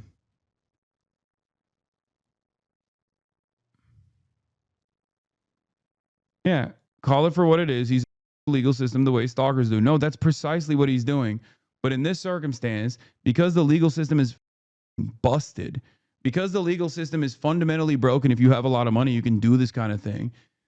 When you're depraved and you're manic and you're an insane person and you don't care about like wasting unlimited funds, especially considering that he does technically have virtually unlimited funds, you can be a vexatious litigant.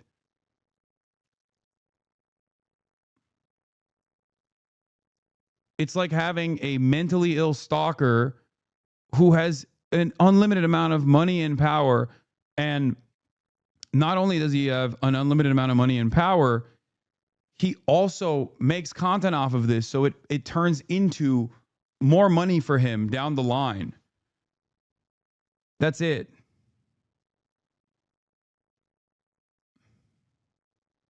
That's what it is. And given the way that our legal system works, given the way that our court system works, given the way that copyright works, there's really nothing you can do about it other than hope that it goes away eventually. Just like cyber stalkers, we do not have an adequate measure against cyber stalking, and just like stalking in general, we don't have the best possible measures. So the only thing you can do about cyber stalking is basically hope that they just calm down, take medication, stop stalking you. There's really nothing else you can do about it.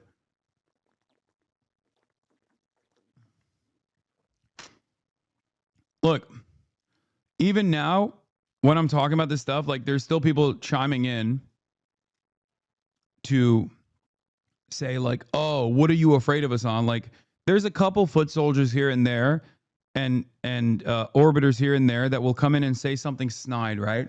But there's 40,000 people in here, so obviously that doesn't do anything to me. And plus, I eat on a daily basis. This is not my first foray with like weirdo content creators and their communities.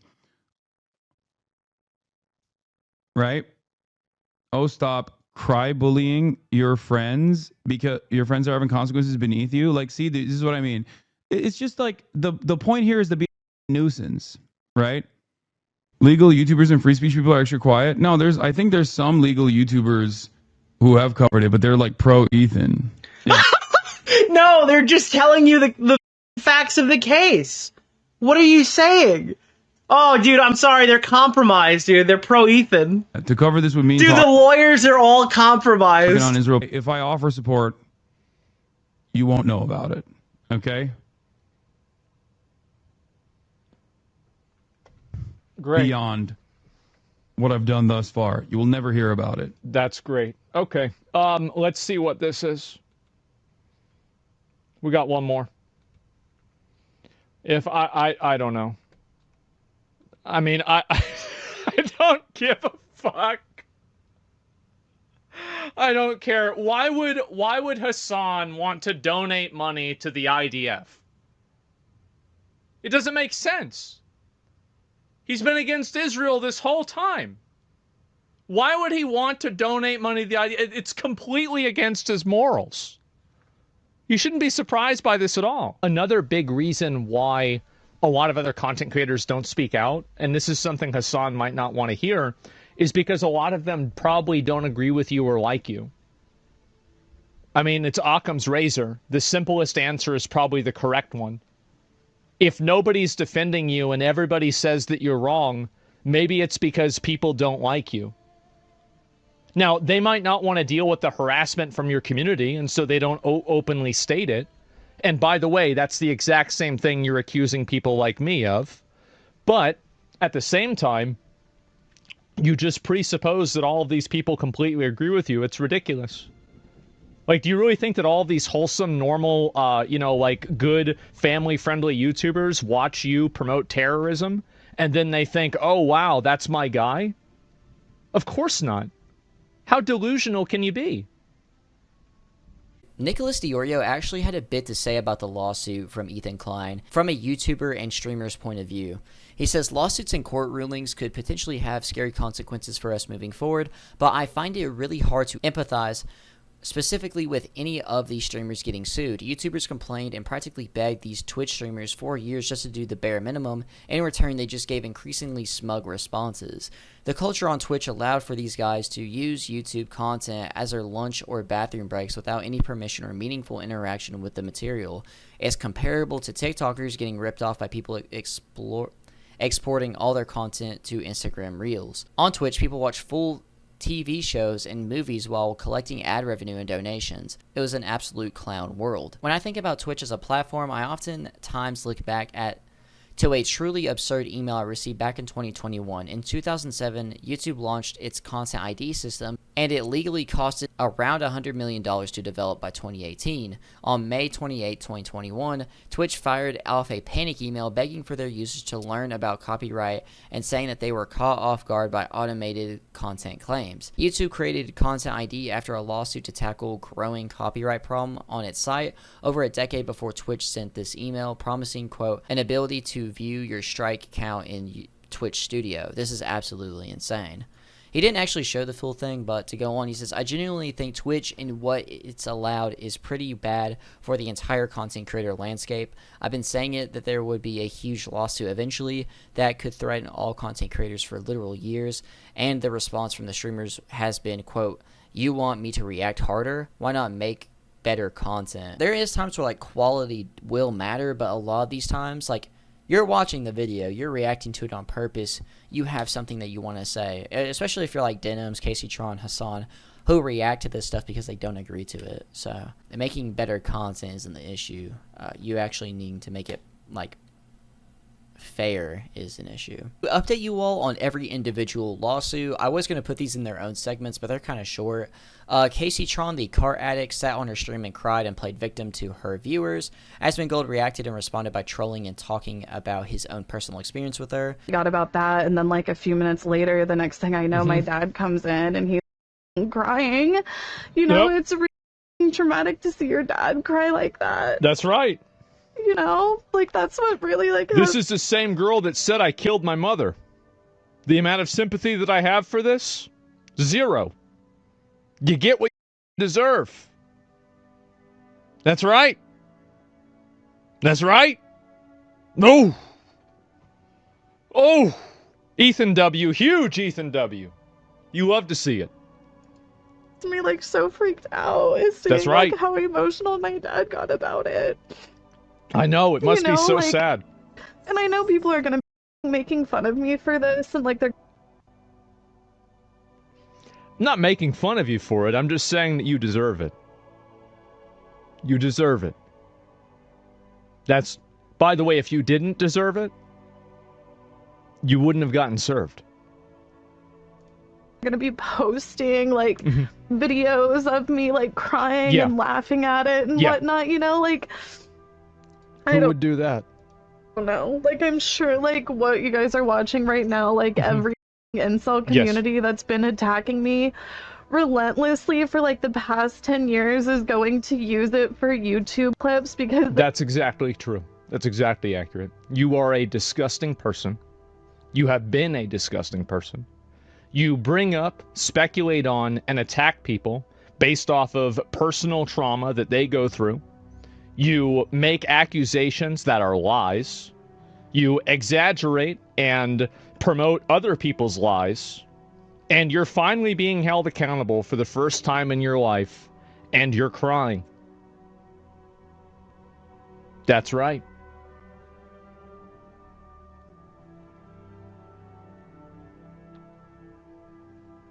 Shouldn't be around. Nobody asked you to be around. You decided to be around. You wanted to be around.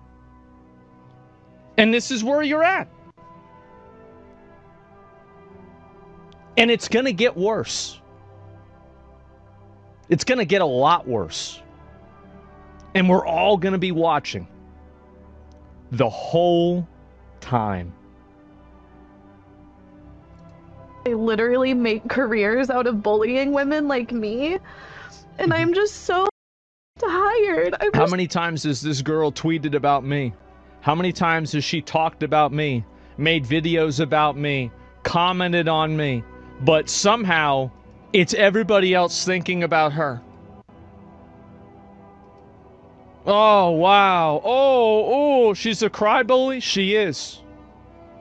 Years of my life. It's just like, I don't know if It's not the next several, it's your whole life. Your whole life on the internet's just going to keep getting worse. You know, I'm just so tired. It's like you don't get a lot of support. I'm not tired. I just woke up. You know, Asmongold's community, Tectone's community is now claiming. That's right. You shouldn't have talked about me. What do you think? I'm a target dummy? You think I'm supposed to just take it? And also, I barely even talk about you. The only time I think about you is whenever you're talking about me. Claiming that Tectone is going to sue me for defamation. Oh.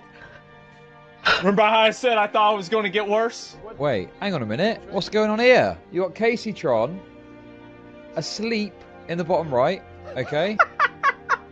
She's reacting, guys. Guys, she's reacting. How much do you want to bet that our viewers probably go down the moment that she wakes up? The amount of sympathy that I have for this? 0. I want to be one of those people who's just a breath of fresh air, you know, somebody. Also, fresh air. Was it 42 times? Something like that? So that's why I think it's kind Runs of in the family. whenever like these incels try to be like, oh my god, Casey's a drug addict. I'm like, okay, check your privilege, because I've dealt with addicts, and believe me, like, oh jeez, nowhere near that level. But anyway, it seems like karma to me, to be 100% honest. Ethan responds to some stupid statements from Kaceytron on Instagram stories saying this. To start, it's a tweet from Kaceytron saying more threats, intimidation, and harassment from Incel Brigade. They are trying to intimidate me into silence. I have every right, I guess, to defend herself or something stupid, I don't know. Someone named Holly, I guess the sister of Kaceytron, says, my sister and I grew up in extreme poverty. Our mother lost our first home when we were very young, and she lost our second after the 2008 financial crisis. We were on food stamps and Medicaid. There was no upward mobility for us. Streaming allowed Casey a way out. She was able to buy a house, help our dad retire, and support our disabled mother. People like Ethan Klein have no idea what it means to live in poverty and true economic despair. They don't understand the violence it breeds, not just physically, but emotional violence of being constantly dehumanized and ignored. I will never understand why the wealthy seem to despise the poor and want to see us suffer. This feels like one of the most blatant examples of class warfare I've ever witnessed. To give my own response to this is actually like, yeah, you're right. I don't know how else to put it. This is a complete victimhood. This is a complete victim mentality trying to use like a sob story. Just because you grew up poor doesn't mean that you should be stealing people's content and being a very like bad person. You might live through a situation and it might like change you a little bit in your mindset, but overall you have to realize whenever you're not being a good person or whenever you need to change. And it's been very obvious for a long time that Kaceytron has needed change, and also just the content that she did was very... They just act like they didn't do anything, and it's very weird. Ethan Klein responds saying, these people will do anything to avoid admitting they are wrong. You are barking up the wrong tree. She has not even attempted to reach out or even find an attorney, it seems, and you are crying about class warfare. Here's something we all need to face down in life, regardless of money. Personal responsibility. It's time to take some, and no judge cares about your excuses, nor do I. P.S. I'm not from money. I've had no success handed to me. You don't know anything about me. I don't know anything about Ethan Klein's story. I don't know if he came from money either. If he says it, I'm just going to go ahead and believe it. If anyone wants to debunk that in the comments down below, you all can let me know. There was another spot where it shows Kaceytron's donations from the GoFundMe, where she's raised $41,362 out of 1.3 thousand donations with a $100,000 goal. And he says she's on a road trip right now instead of finding a lawyer. Is she really? That's insane. How much of that 41K do you think she's already spent on, you know, smoking? And that's a really good point. I think that's kind of funny as well. I don't think that you should be playing victimhood like that. I just think that's very weird. Anyway, to go on, Denims had a few remarks and updates on her end of the lawsuit. She'll be fighting the lawsuit in court and not settling, supposedly. Here's some clips. On the Ethan Klein lawsuit stuff, just to reiterate with all of you, I will be fighting this lawsuit. I have legal counsel. They are actively working towards drafting some stuff.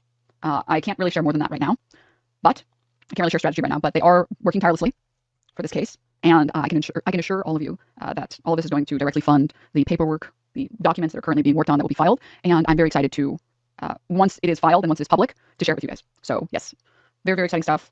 We are going forward, and we will be working. So you can't sue because you're a woman? What logic is that? Listen, oh, the BoJack Horseman, that's very fitting.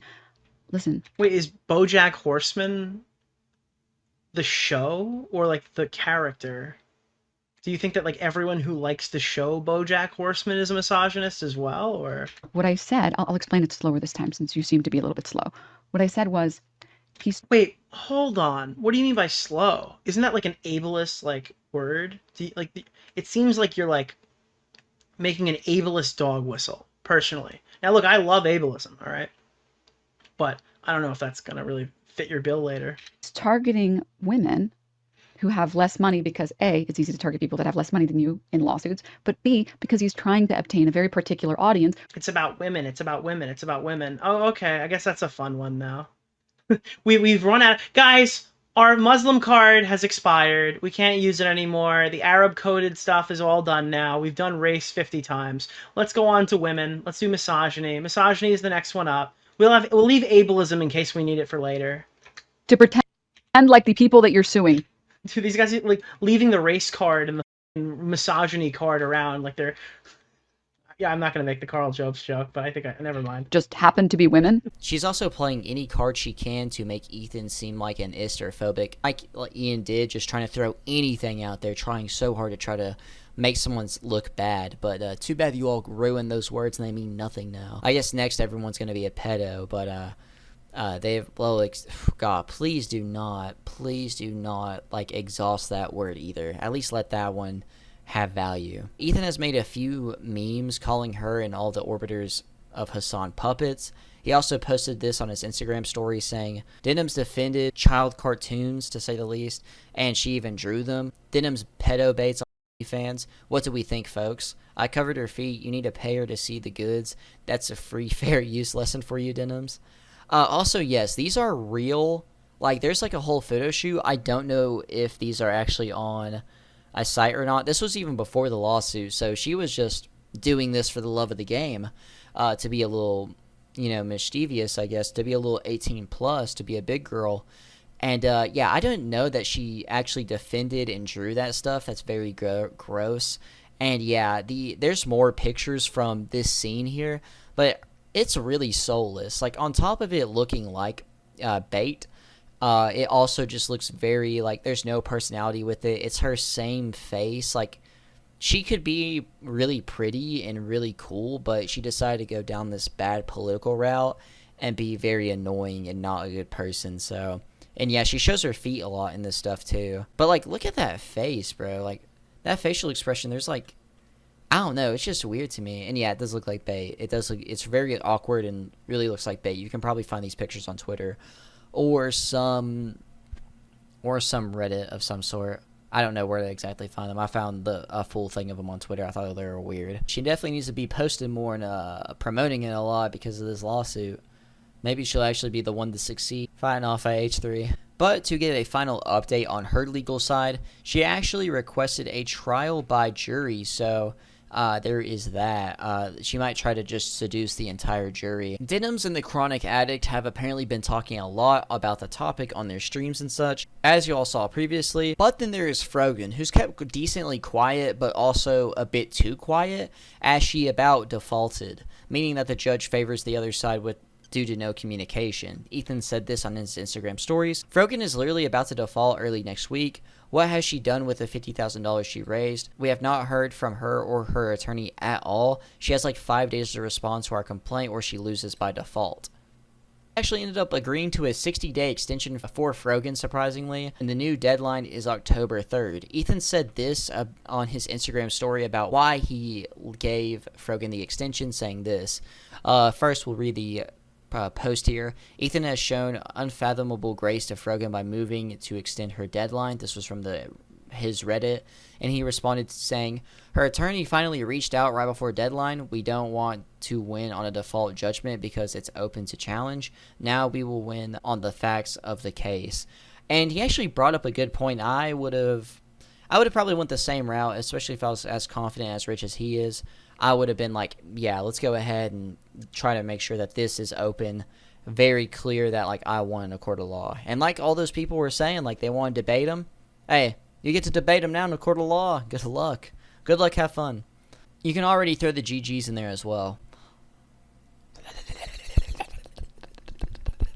It's so weird to me that these people that were so confident and such on high horses and very smug against Ethan when they didn't think that there were consequences to talking about him online or, you know, stealing his video are now humbled and freezing up. Although that there's a bit of delusion, they're still acting crazy and insane. Some of these people are genuinely mentally ill, 100%. And I cannot wait to see Ethan win and see the chaos that comes out from it. A lot of YouTube and a lot of people in general will be celebrating, although we might get some sucky laws in the future that will make content creation or live streaming a little bad. Like I said before, if it was a live stream and not a video, like it was a concurrent live stream that you kind of wanted to keep up to date with, then it'd be whatever. But you could also just throw up a be right back graphic or something, you know. Ethan Klein versus Hasan Piker. To start on the continuation of Hasan and Ethan's beef, Ethan posted a video of Hasan talking about some politics, saying this.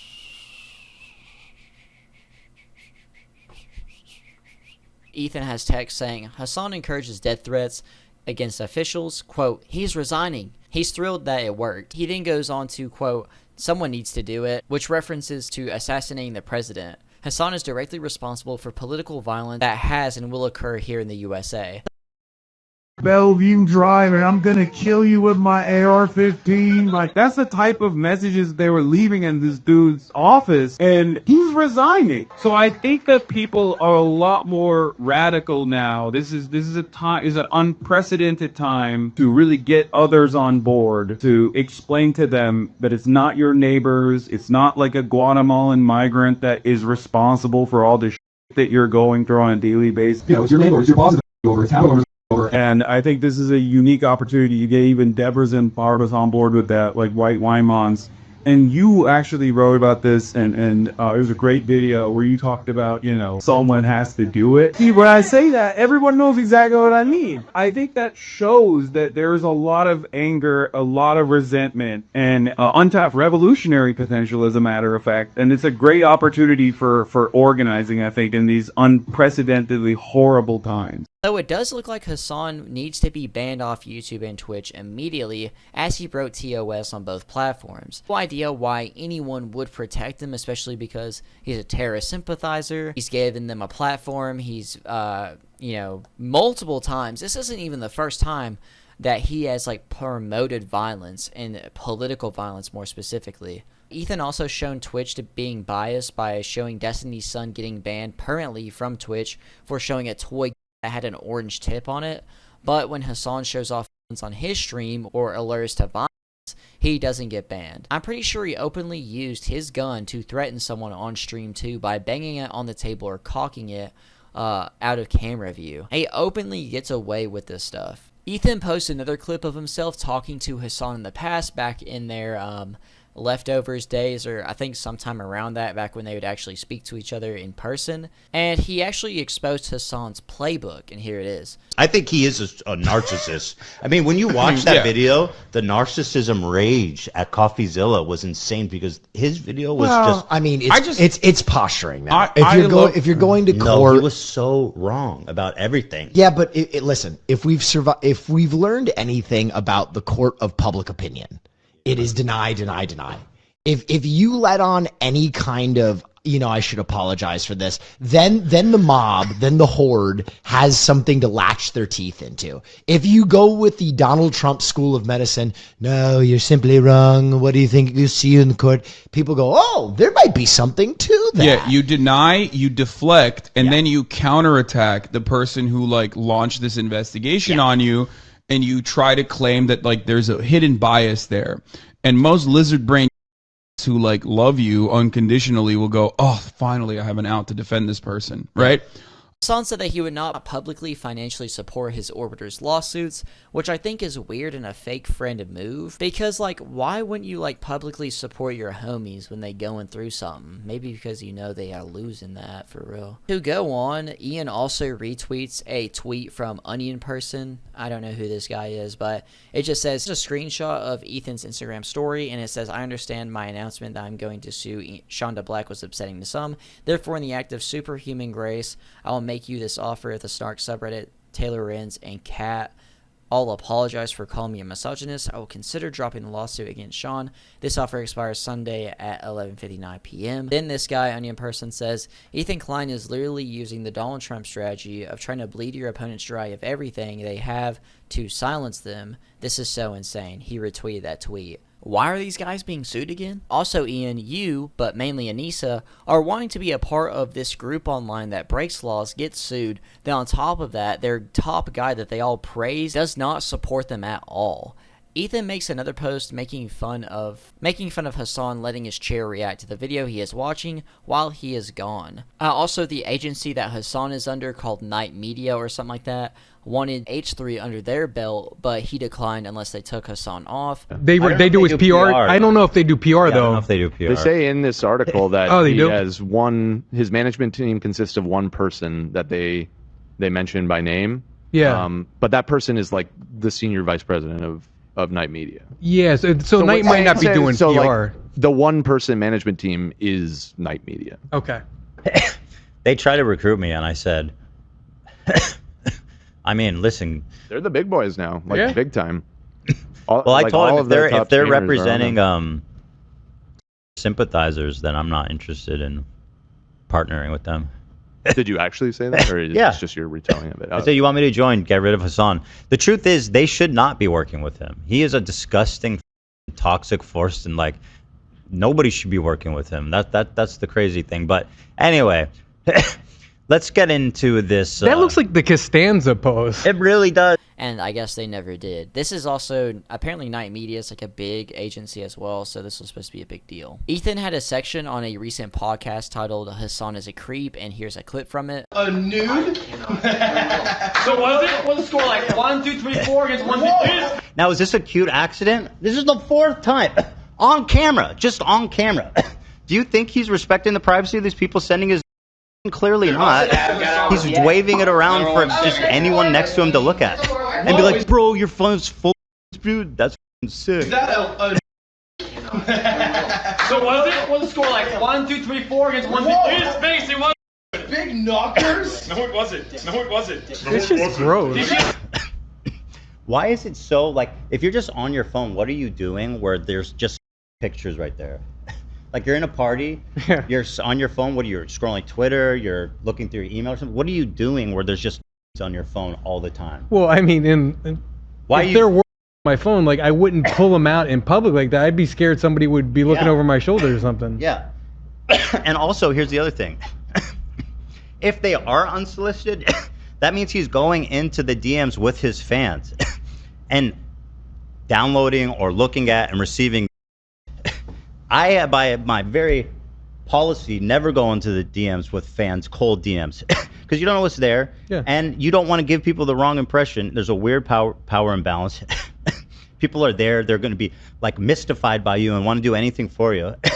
So I straight up do never talk to fans in the DMs. But he's in the cold DMs, getting let's say, but he's receiving from people and. Now this is the 4th time they're just floating around. Hasan is also associated with someone who has allegations against them, and the tweet says here, LOL overruled is a sex pest and serial white cis men are trash. That's just racist and like sexist as well, ain't it? Well, that's a couple of ists and phobics right there. But, you know, it's okay because it's against a white person. Someone said, I posted a picture in his merch and he sent me pictures of his meat and asked for my STD results to make sure I'm clean enough. F that dude. H3 says, Hasan's best friend outed as a freak. LOL. More like uh-oh. Uh-oh! Sorry, Hasan. You will need a new token Jewish sidekick to validate your hate. And these are the people that Ian and Anisa oh so desperately want to be associated with and want to be in general. But before I end this discussion, one, I'm going to be showing a 5-minute compilation of Hasan lying, just to get my point across that Hasan is not a great person. And then I'm also going to be doing another one which shows an insane threat that Hasan made on stream. And first, here's the compilation. Oh, you don't like Teddy Fresh? You sent skulls to my house. How dare you say you don't like my wife's adult baby clothes? That one. Yeah, no, I want that. The Teddy Fresh rug. Okay, I need to get that. You want one? Yeah. Done. Definitely. Oh, I want that one too. What about the top? Okay, I want that. Okay, I want the socks, and I want the swim shorts, and I want the Flames camp shirt. Yeah. Oh, what about the green ones? What is that? Like when we're making women's, we're like, would you wear this? Yes. The answer is like almost yes. always Well, what yes. about this? Yeah, I want It those. does like that. I want those. You guys? At a time, in this time. That's bro. In this troublesome time where I've had, as a Jewish man, skulls sent to my house. It's not even in that he has it. It's CPS. like she helped because she said this thing. She's a part of the snark, the giant scary thing that's all around me that did skull stuff and did CPS. It's like, I don't know. It's like a guy that's backed into a corner, alone in a room. When you get on NPR, it's because you paid, but he's not on NPR. He's paying like random Substack writers to write AI articles about how, it's anti-Semitic to not buy his clothes. What I was gonna say is this contributes to anti-Semitism. Yeah, very a lot. So anyway, it's cheapening. It's saying, oh, anytime a Jewish person something happens to them that they don't like, they just call it. That doesn't mean anything now. So now, like that process is these types of things like facilitate that process. Sort of not really in the inner circle, despite wanting to be. I don't think this is a straight up bar for bar. Shame on you, Dan. You know that you are repeating something that the Pestini community has cultivated. You are literally saying that bar for bar. That I have told Ethan Klein 10 toes down within the framework of doing it and a regional actor trying to take action against doing a job.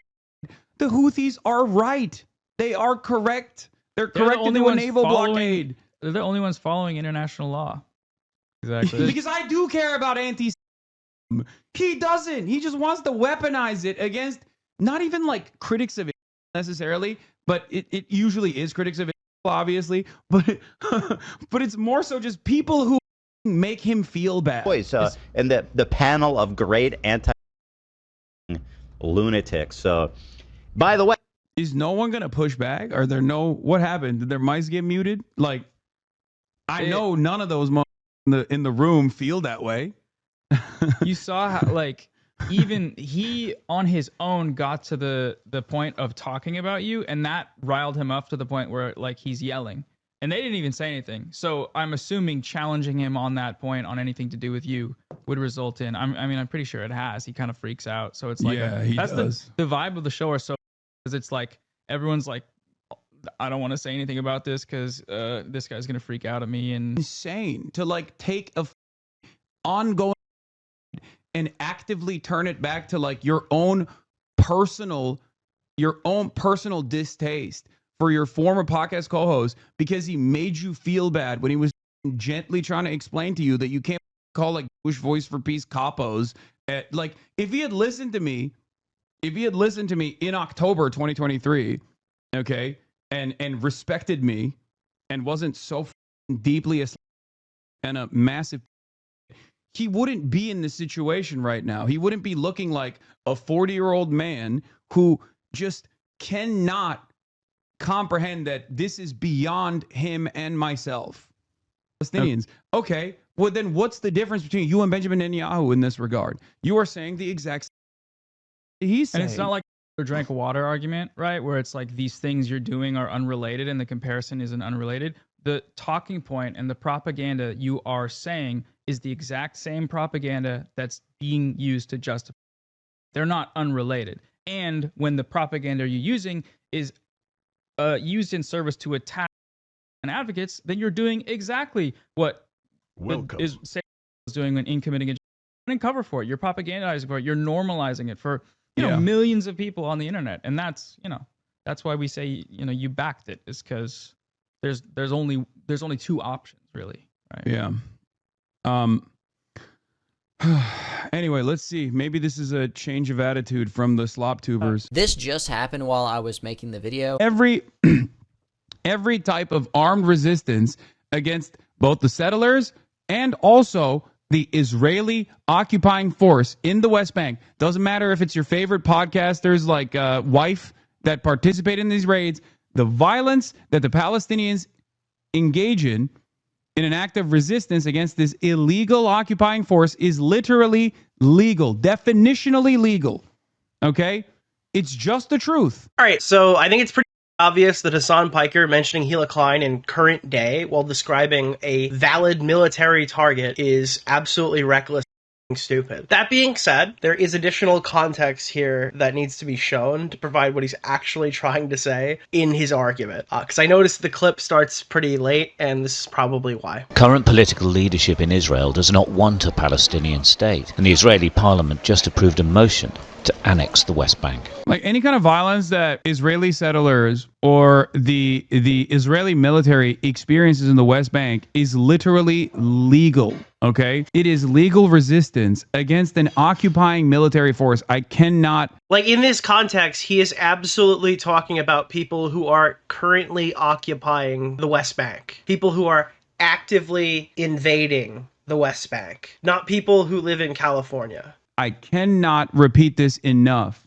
Just like any kind of violence that the Israeli occupying force experiences in the Gaza Strip is actually, once again, totally legal and totally moral resistance by the Palestinians. Doesn't matter if they're the Al-Aqsa Brigade, doesn't matter if they're a part of the Palestinian Islamic Jihad, doesn't matter if they're DFLP, PFLP, or even former Fatah militants, okay? It is perfectly legal, perfectly valid, and perfectly moral. Okay? 100%. This is not like this is not a gray area. This is black and white. Okay? It doesn't get more black and white than this. Israel's in the wrong. Israel is actually engaging in an apartheid, which is a crime in and of itself. Israel's doing a genocide in Gaza and an apartheid in the West Bank. 2 crimes in and of itself. And every type of armed resistance against both the settlers and also the Israeli occupying force in the West Bank. Doesn't matter if it's your favorite podcasters like Wife that participate in these raids. The violence that the Palestinians engage in an act of resistance against this illegal occupying force is literally legal, definitionally legal. Okay? It's just the truth, straight up. It doesn't matter that they look to be in garb that makes you think that they're in the right. It sounds like he's like conflating past and current tense a lot. I think it's like a stupid idea to invoke Hila Klein in the middle of this argument specifically, unless you do it very carefully. And I understand why people are coming away from this thinking that he's talking about Hila Klein in current day. I don't think that that was the intent behind the comment that he made in the clip. That's crazy. It is what it is, I guess. The resistance against this illegal occupying force is literally legal, definitionally legal. Okay? It's just the truth. And no, it's not. If somebody attacks Hila Klein, they're gonna go to jail. Yeah, no, moron. I'm talking about in her participation in an illegal raid in the West Bank.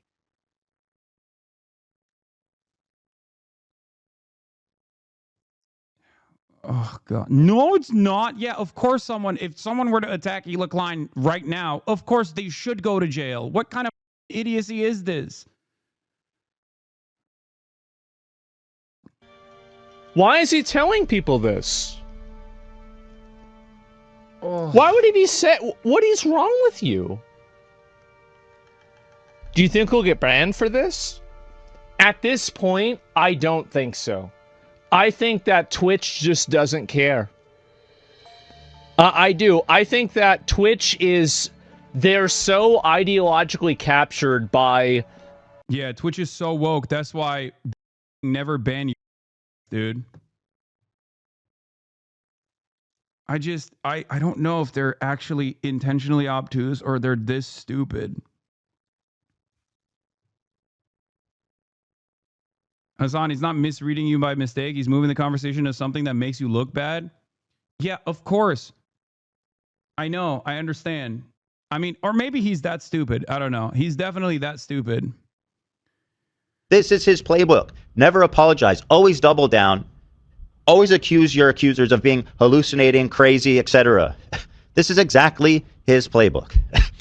Since Hasan and many of his friends have employed this violent rhetoric against me and my family, me and Hila rarely leave our houses or make public appearances because of the constant and overwhelming sense of danger.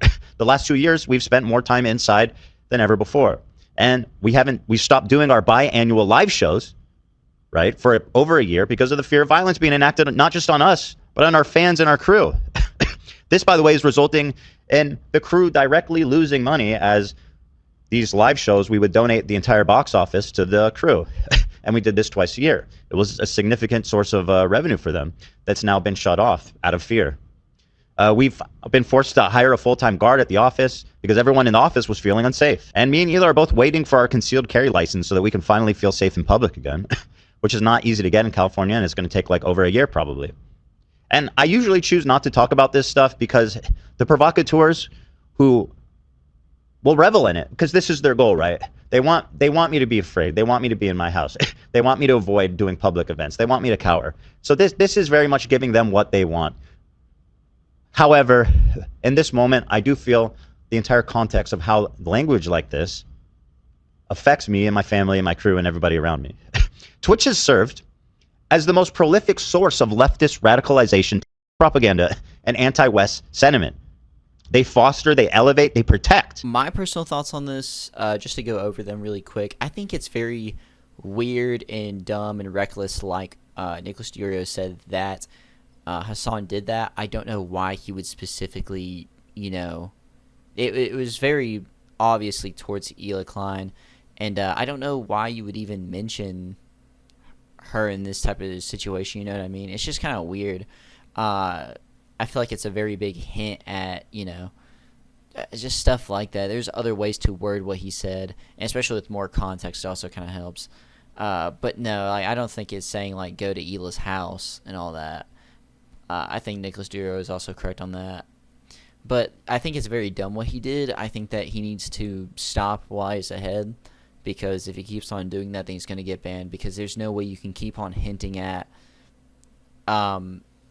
a podcaster's wife. Like, that was such a language directly towards Ethan. Also, I don't know what's up with Ethan. I know that he was sick for a little bit of time. I don't know what's up with the coughing and stuff. I know that he has, like, some, like, light or mild Tourette's, whatever you want to call it.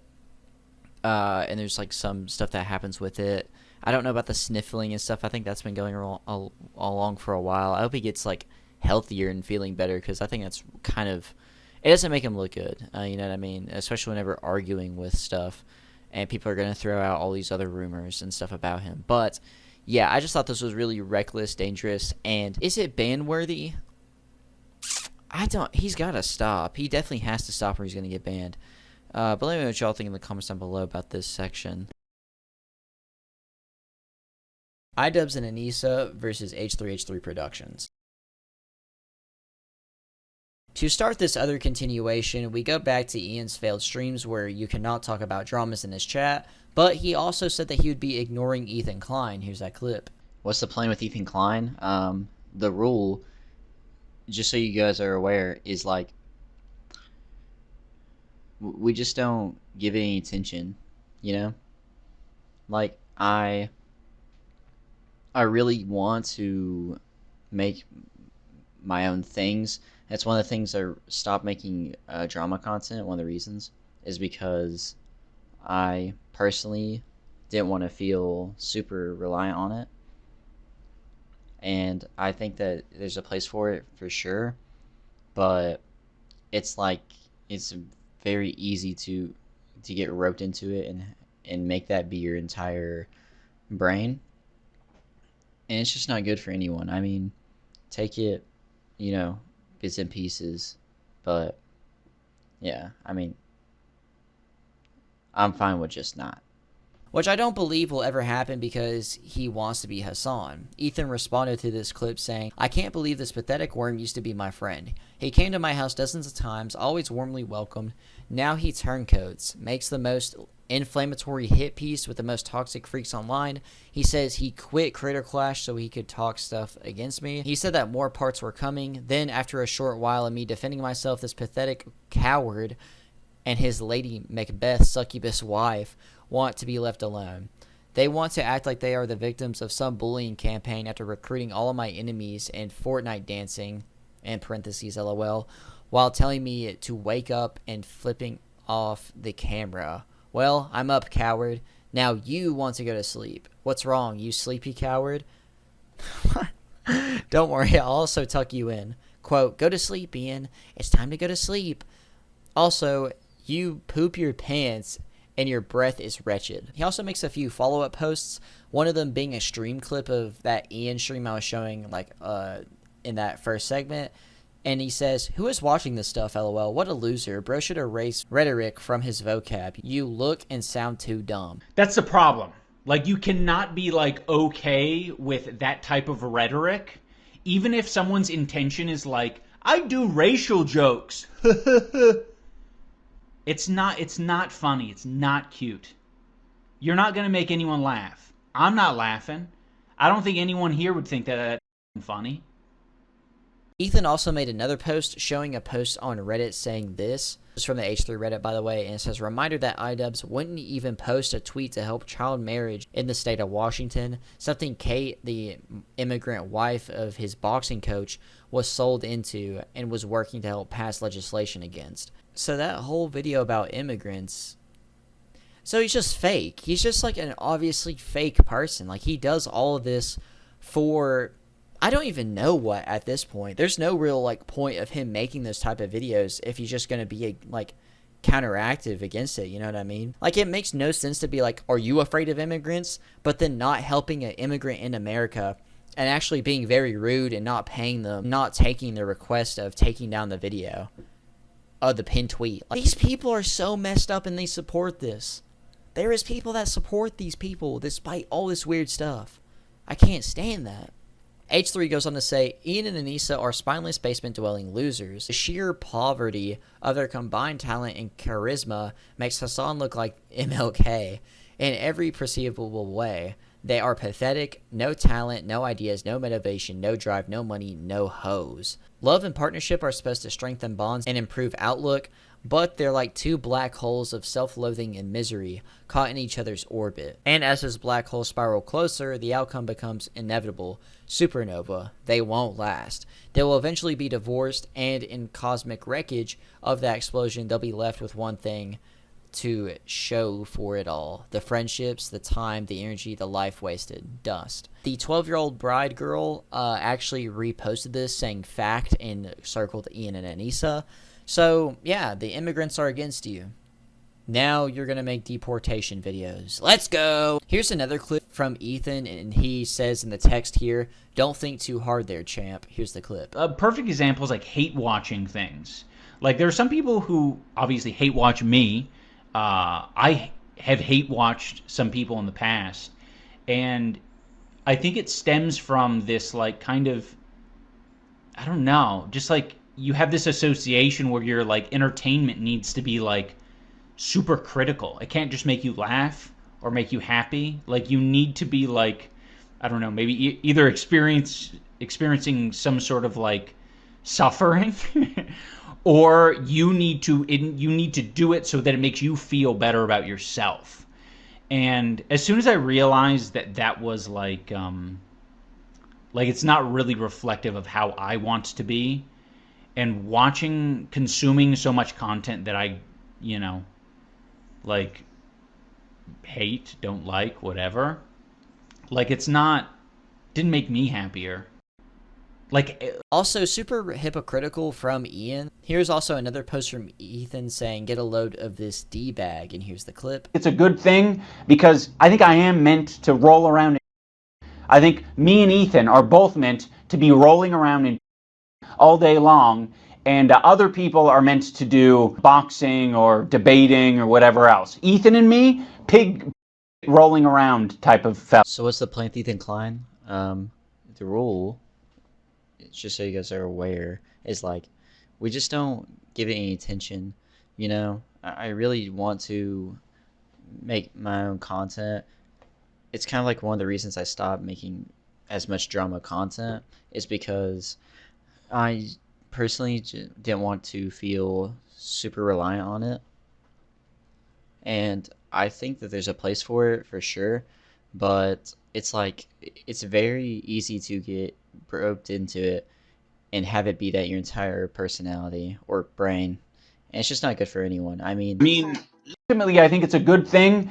He also added on to the whole I'm ignoring Ethan and all this clip saying, I will not be following the same rule for the record. Another post of Anisa posting her baking again as she does after having freakouts and all that. She says, my version of Black Forest cake using a gluten-free chocolate olive oil cake recipe that sounds terrible. Made the compote with fresh cherries and balsamic vinaigrette. Icing is a Swiss marigouille with real vanilla bean. And then H3 says, Anisa to all the fighters they screwed over.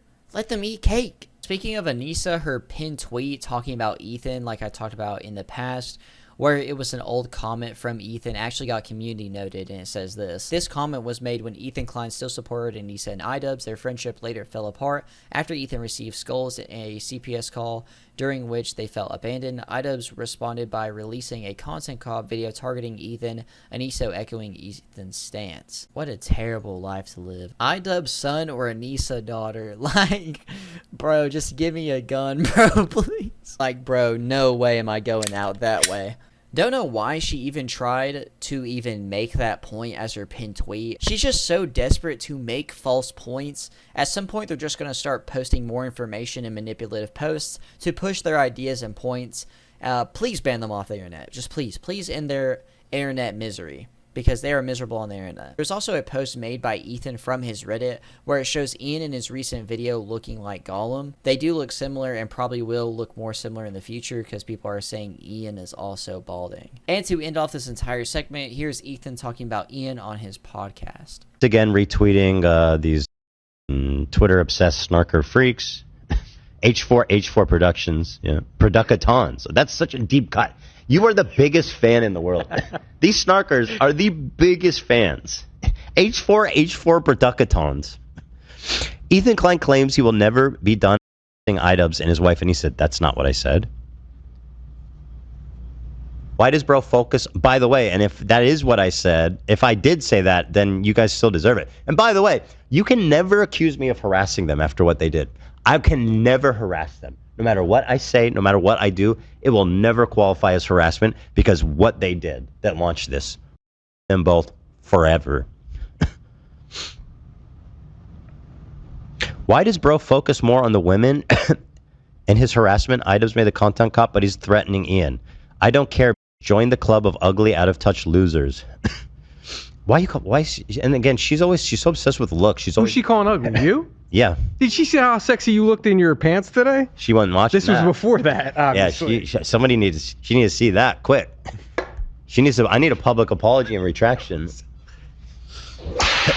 Yeah. Anyway, anyone who criticizes me is ugly. Loser? Are you in any position to call anyone a loser at this point? Like you are the ultimate loser. You've lost everything. You have nothing. You've lost everything. Just more of a loser kind of way. The only thing left is to pick up a ukulele and f***ing call it a day. So to these people, they can dangle $20,000 in front of them as a carrot on a stick to hold them, to keep them in line. So that if you leave or if something comes up or whatever it is, it's like, sorry, Yeah. So it's like they talk about how they don't want to exploit their fighters. The format itself was exploited. This whole event exploited the fighters. You don't make them front their own money for training and then pay them back at the end. That's insane. And so people like this guy, now I don't know if this guy's rich or not. They probably justified it by it being a charity event. That's how they got everybody. And yeah, that's the other aspect of the whole And somehow they problem. still lost money. Yeah, I'm an angry. It's just it makes me actually so upset when I hear the fighters talk like dad. Oh, and, poor dad. Well, That's a perfect I've only example. listened to 1 second so far, but this is already making me so upset. Like ask yourself, dad is a good fighter. He has fans. People are interested, but why would they want dad to fight in all three? Why they had a bunch of repeat fighters, and all of the fighters they had repeat for were not rich fighters. These were people who were depending on them to pay them back, to fund their money. That people who were who would be swayed by being like, "Hey, you get a bonus at the end.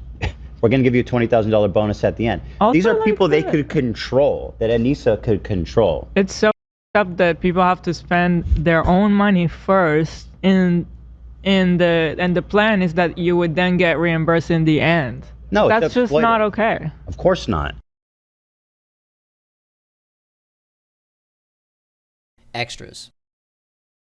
There are some extra but important segments that don't fit really anywhere in this video exactly, but they are still, of course, very important. One clip is of Anisa talking about how she is balding, and here's that clip. You genetics.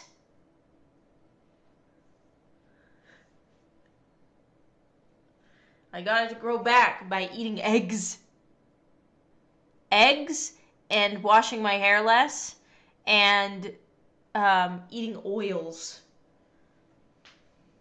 I really thought I was Dude, she was like really pretty back then, at least, bro. I don't know about nowadays. Don't get me wrong, the tattoos kind of messed it up, but back then, bro, like, dang, what could have been? But this is an old clip, and you can tell because she doesn't have that chest tattoo, and I think she had boobs back then, and I think now she doesn't, right? Also talks of Ian balding, and I think that's also partially true. Shout out to Beazle, because Beazle tweeted something saying, anyone see that episode of Black Mirror where the husband has to do humiliating things online to keep his wife alive? And that's a really good reference. I haven't watched Black Mirror yet. I plan on it. I've heard it's really interesting. I know it has also really low episode counts as well, so it'd be easy to go through pretty quickly. That will be soon for me. I'll definitely watch it soon. There's also a screenshot from one of Ian and Anisa's podcast episodes where Ian just gives the dirtiest look to Anisa. And I wonder what the context of that is, because that is bad. Ethan also called out the Twitch CEO, Dan Clancy, for begging for Twitch viewers in his People's Chat replies. It shows Dan Clancy saying this. I am shamelessly going... This was in 2025, by the way, like last month. Saying, I'm shamelessly going to chat of streamers I know to ask for raids when they are done. I'm doing my first charity stream for St. Jude's as a part of GCX Marathon. Not listening since I am streaming. I'm going till 1 a.m. And then, like, seconds later, if even, it might be minutes or seconds, Dan Clancy has been timed out for 600 seconds. So he got timed out for 10 minutes after doing this. Ethan says, Dan Clancy, CEO of Twitch, caught begging for viewers in his chat. What a weirdo loser. I can't wait for him to be unemployed. He also exposed the YouTuber Vosh, a YouTuber who was exposed for several bad things, but no one really talked about. But here is those clips. So there it is, Vosh. I don't know how this is kind of getting swept under the rug. People will be like, oh yeah, that's Vosh, the horse. Nope, this is so much worse. People need to see this. And anybody who's still left watching this guy, again, and these are the type of people who call me a Zionist, obsess over me. There's a crossover with his audience. Okay, well, I don't kids. I don't want kids. I never flirted with. I've never done anything like that. But the guy, your favorite guy here, who you watch and listen to and love, who's obsessed with me being a Zionist, well, he wants kids, and he's tried. I mean, as far as this is telling me, I'm interpreting from this that he's trying. So yeah, that's pretty insane. And by the way, this is just one rando person. I'm sure there's more like this. And just he's said we could kind of, yeah. We should revisit some of his great statements about like age of consent. He had a really on video. He said something really insane. There was so much. We literally spent. Remember that episode? The whole original Mouch episode? It was a lot. It was like 3.5. It was the whole episode. Yeah. It was 3.5 hours of receipts on the. Well, honestly, you get it, right? Yeah. So Sarah Fields reports the following. Exclusive report. A source, who I'm keeping anonymous for obvious reasons, has come forward regarding the popular left-leaning socialist and progressive streamer Vosh. Vosh rose to prominence in 2019 after starting his own YouTube and Twitch channels, having previously been part of the streamer Destiny's community under the alias Irish Laddie. How is it that they all come from Destiny? And yet, they love to scream about how I'm so associated with Destiny. I'm sorry to break it to both of you scumbags, Son and Vosh, but I made it without putting Destiny's anywhere near my mouth. All on my own, baby. The only I put in my mouth was my own. Whoa! That's right. Did you remove your ribs like Marilyn Manson? Didn't need to. Oh, wow. Add on to these, some good news actually, some really good and positive news. It shows appreciation for Ethan Klein after he helped someone with their sick dog financially. Stephen Mix 711 posts, true story, around the time of Shredder's health problems, I was on the H3 subreddit replying in a post about how I was happy for Ethan helping Shredder, but that it kind of also stung considering all I've recently paid for my dog's problems, and that being a disabled combat veteran that I was struggling so bad trying to keep my dog in this world. Olivia reached out to me and said Ethan wanted to pay those bills for me, and could I send them a copy of the bills, so I sent them. They sent me double the amount I paid in bills. Like I said, I'm a disabled combat veteran. I've also got a special needs child, and I work at a center for autism. Like, I am so broke it isn't funny. I am extremely poor most days. But because of what Ethan did for me, I was able to take that money and roll it over for my dog Buster, and it kept him in this world for another 3 years. He died just this past Christmas, but he made it to old age, and that is mostly, almost entirely thanks to Ethan's generosity. I email the podcast a thank you every year. This past year, I sent pics of my new cats I got after Buster passed. I never get a response. They're busy, I'm sure, but I still thank them. I hope one day I will cross paths with Ethan or someone from H3 because I really want to buy them a beer and hug them for what they did for me and my son. Giving us extra years with our dog was just priceless to me. I'm getting teared up just writing this reply and thinking about it. Super good news and super sweet from Ethan. It was super sweet, and you know, this world isn't so bad, man. And even if Ethan goes on to do a bunch of other bad things, he'll at least have that one moment. Thank you, Ethan Klein. End. That is all I got for today. In the end, Sam Hyde won, and it gets proven more and more every day. He averages more stream viewers, he has a more successful podcast, and a show where he talks about politics. He even had a TV show that profited. And what's Ian know about production and profit in the same sentence? You cannot find Ian, production, and profit in the same sentence in the Big 25. Ethan has a mountain of W's now and is helping fix the streaming world, and Ian looks more each day. The world seems to be healing a little bit, and hopefully the normalization of these weirdos will soon die, along with their accounts after they get deleted. Because I could definitely see these guys getting banned off the platform soon, once people are actually finally sick and tired of them. But make sure to like and subscribe if you haven't already, as I make videos on locales, internet dramas, and more. Follow my Twitter, it is linked in the description. Let me know your all's thoughts about all of this in the comments down below. Is Ian and Anisa on locale status now, or will it take a little longer? Let me know. I hope you all enjoyed. Expect big videos soon. And before I end this off, although you might see evil win every once in a while, or see a lot of evil stuff on my channel and videos, like because I talk about really negative topics. Although you might see evil win on this side, we will win in the end as servants and the children of God. But in the end, I'm PERK30, and keep God close.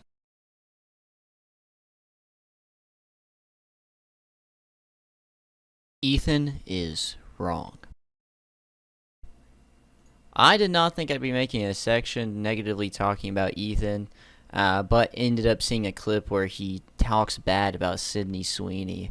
And she says that she's not pretty and overrated. And like says all this, like calls her like thrumpy or something like that. On the record, Sydney Sweeney is hot and has great boobs. I am a God-blessed white American, and I stand together with my fellow Americans in joining in to say, unilaterally, we love Sydney Sweeney and her massive jugs. We stand together. See, I wish the Dems would just, you know. I salute you. Thank you, sir. Thank you, sir. We stand in solidarity, my friends, with these beautiful, massive... Sorry, I'm just doing a joke. No, we need to own it. We need to own her boobs. Like, it cannot be a MAGA thing now. Avery was just saying... Yeah, what? Avery was just saying, I hate now that if I say she's attractive, I'm considered MAGA. That is kind of weird. I don't think so though. No, not really. I mean, she's like the most popular, one of the most popular like models slash actors. You can say she's hot, Avery. I won't judge you. Okay. You hear I that? personally don't. I don't. You need to go there. You need to go there. No, it's fine. Look, I just think she's not my type. I don't Yeah, think that's she's fine. I don't think she's that pretty. I get it. Typical Well, Democrat. I honestly understand what you mean. But looks kind of frumpy. What? He's also totally You're guilty. losing to Democrats, bro. You're Come on. these f***ing liberals, bro. What is frumpy mean? Let me make sure I didn't say something. I think you just mean by invented it. frumpy. Yeah. No, that's such a dowdy, old fashioned. Yeah, like she's dowdy. dude. Like every Jewish grandmother aunt says that. Like, hey, you're Or frumpy. upset. What's your problem with frumpy? Look at her face. What is frumpy? I think that's what adds to her attractiveness. People like her frumpiness.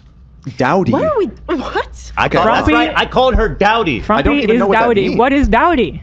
I'm looking it up. Not about to be Unfashionable and without style. Wow. You're calling her a basic. Is that what you're saying? I'll say that. I'll say Because it. I agree with that, but I can also still appreciate she's totally gifted by God with perfect everything. But it, God bless. That's great. American Eagles. Yeah. As you were. it's not necessarily my type, but she's certainly the type of a million gajillion men. It's just. Can I speak my mind? You're not the only one, by the way. There's a lot of people saying that. Go off, Ken. Yeah, there's a lot of insults that don't think she's attractive. Obviously, she's got a beautiful body. Like she's And gorgeous. beautiful face. What What are insults? we- What do you I mean? just like How's the that personality. insult? What are we doing here? I just think her face is What? not that pretty. That's What? all. That's all I'm saying. It's just. Why are we though? That's it. That's all I'm saying. It's just it. She'll be okay. I guess Yeah, I think I'm she'll be surprised. okay. She'll move on from I'm this. surprised by the hype around her that everyone's talking about her like she's the most beautiful girl in the world. Have And you I'm seen- like, she's pretty. I mean, she's beautiful, but Have like she's you not. seen her boobies? I have. I watched Euphoria. I did watch Euphoria, and I did see And you are still surprised? all-American. Rum Tum Tugger.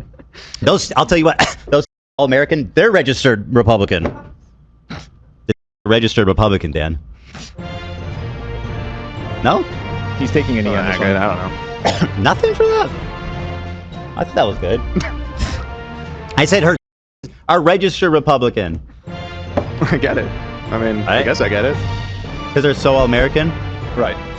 It's a real reason. And dude, the guy's got a big hog. Yeah. Anyway. You are wrong, okay?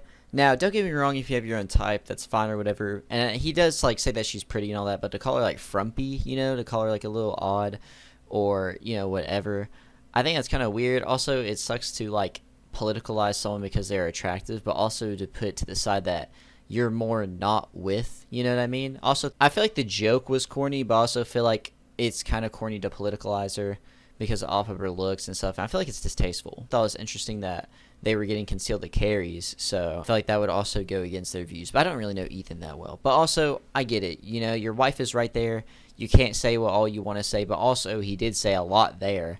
And yeah, that joke was not great. That joke was not great. Although I do appreciate the guy talk a little bit. I don't know. It felt interesting to hear like Ethan be doing like a bunch of guy talk around the podcast group. I'd like to see that a little bit more. More like fun. You know, I like to see more fun clips because all I get really is just the drama and the negativity. So if there's more fun clips I can get, you can tag me on Twitter. So I could just, you know, have some good endings to these videos because I didn't really have many memes, if any, for this or any funny clips, but I did want to end off on this segment because I thought it was interesting. I feel like we shouldn't like politicalize someone because of their looks or whatever. I feel like, you know, kind of talking down about her and also just focusing on her boobs and nothing else. Like, she's got a pretty face. She's like all around, you know. Which one would you rather have? You know, would you rather have Anisa wife or Hila wife? Hila Klein wife? And let me know. You can't change them, all right? They have to be in their modern looks. Or to throw in a bone, because a lot of people did not like the modern Anisa look, you can go back to her old look. So whichever one you prefer. Hila wife or Anisa wife, either before or after tattoos. Or some middle part. So let me know what y'all think in the comments down below.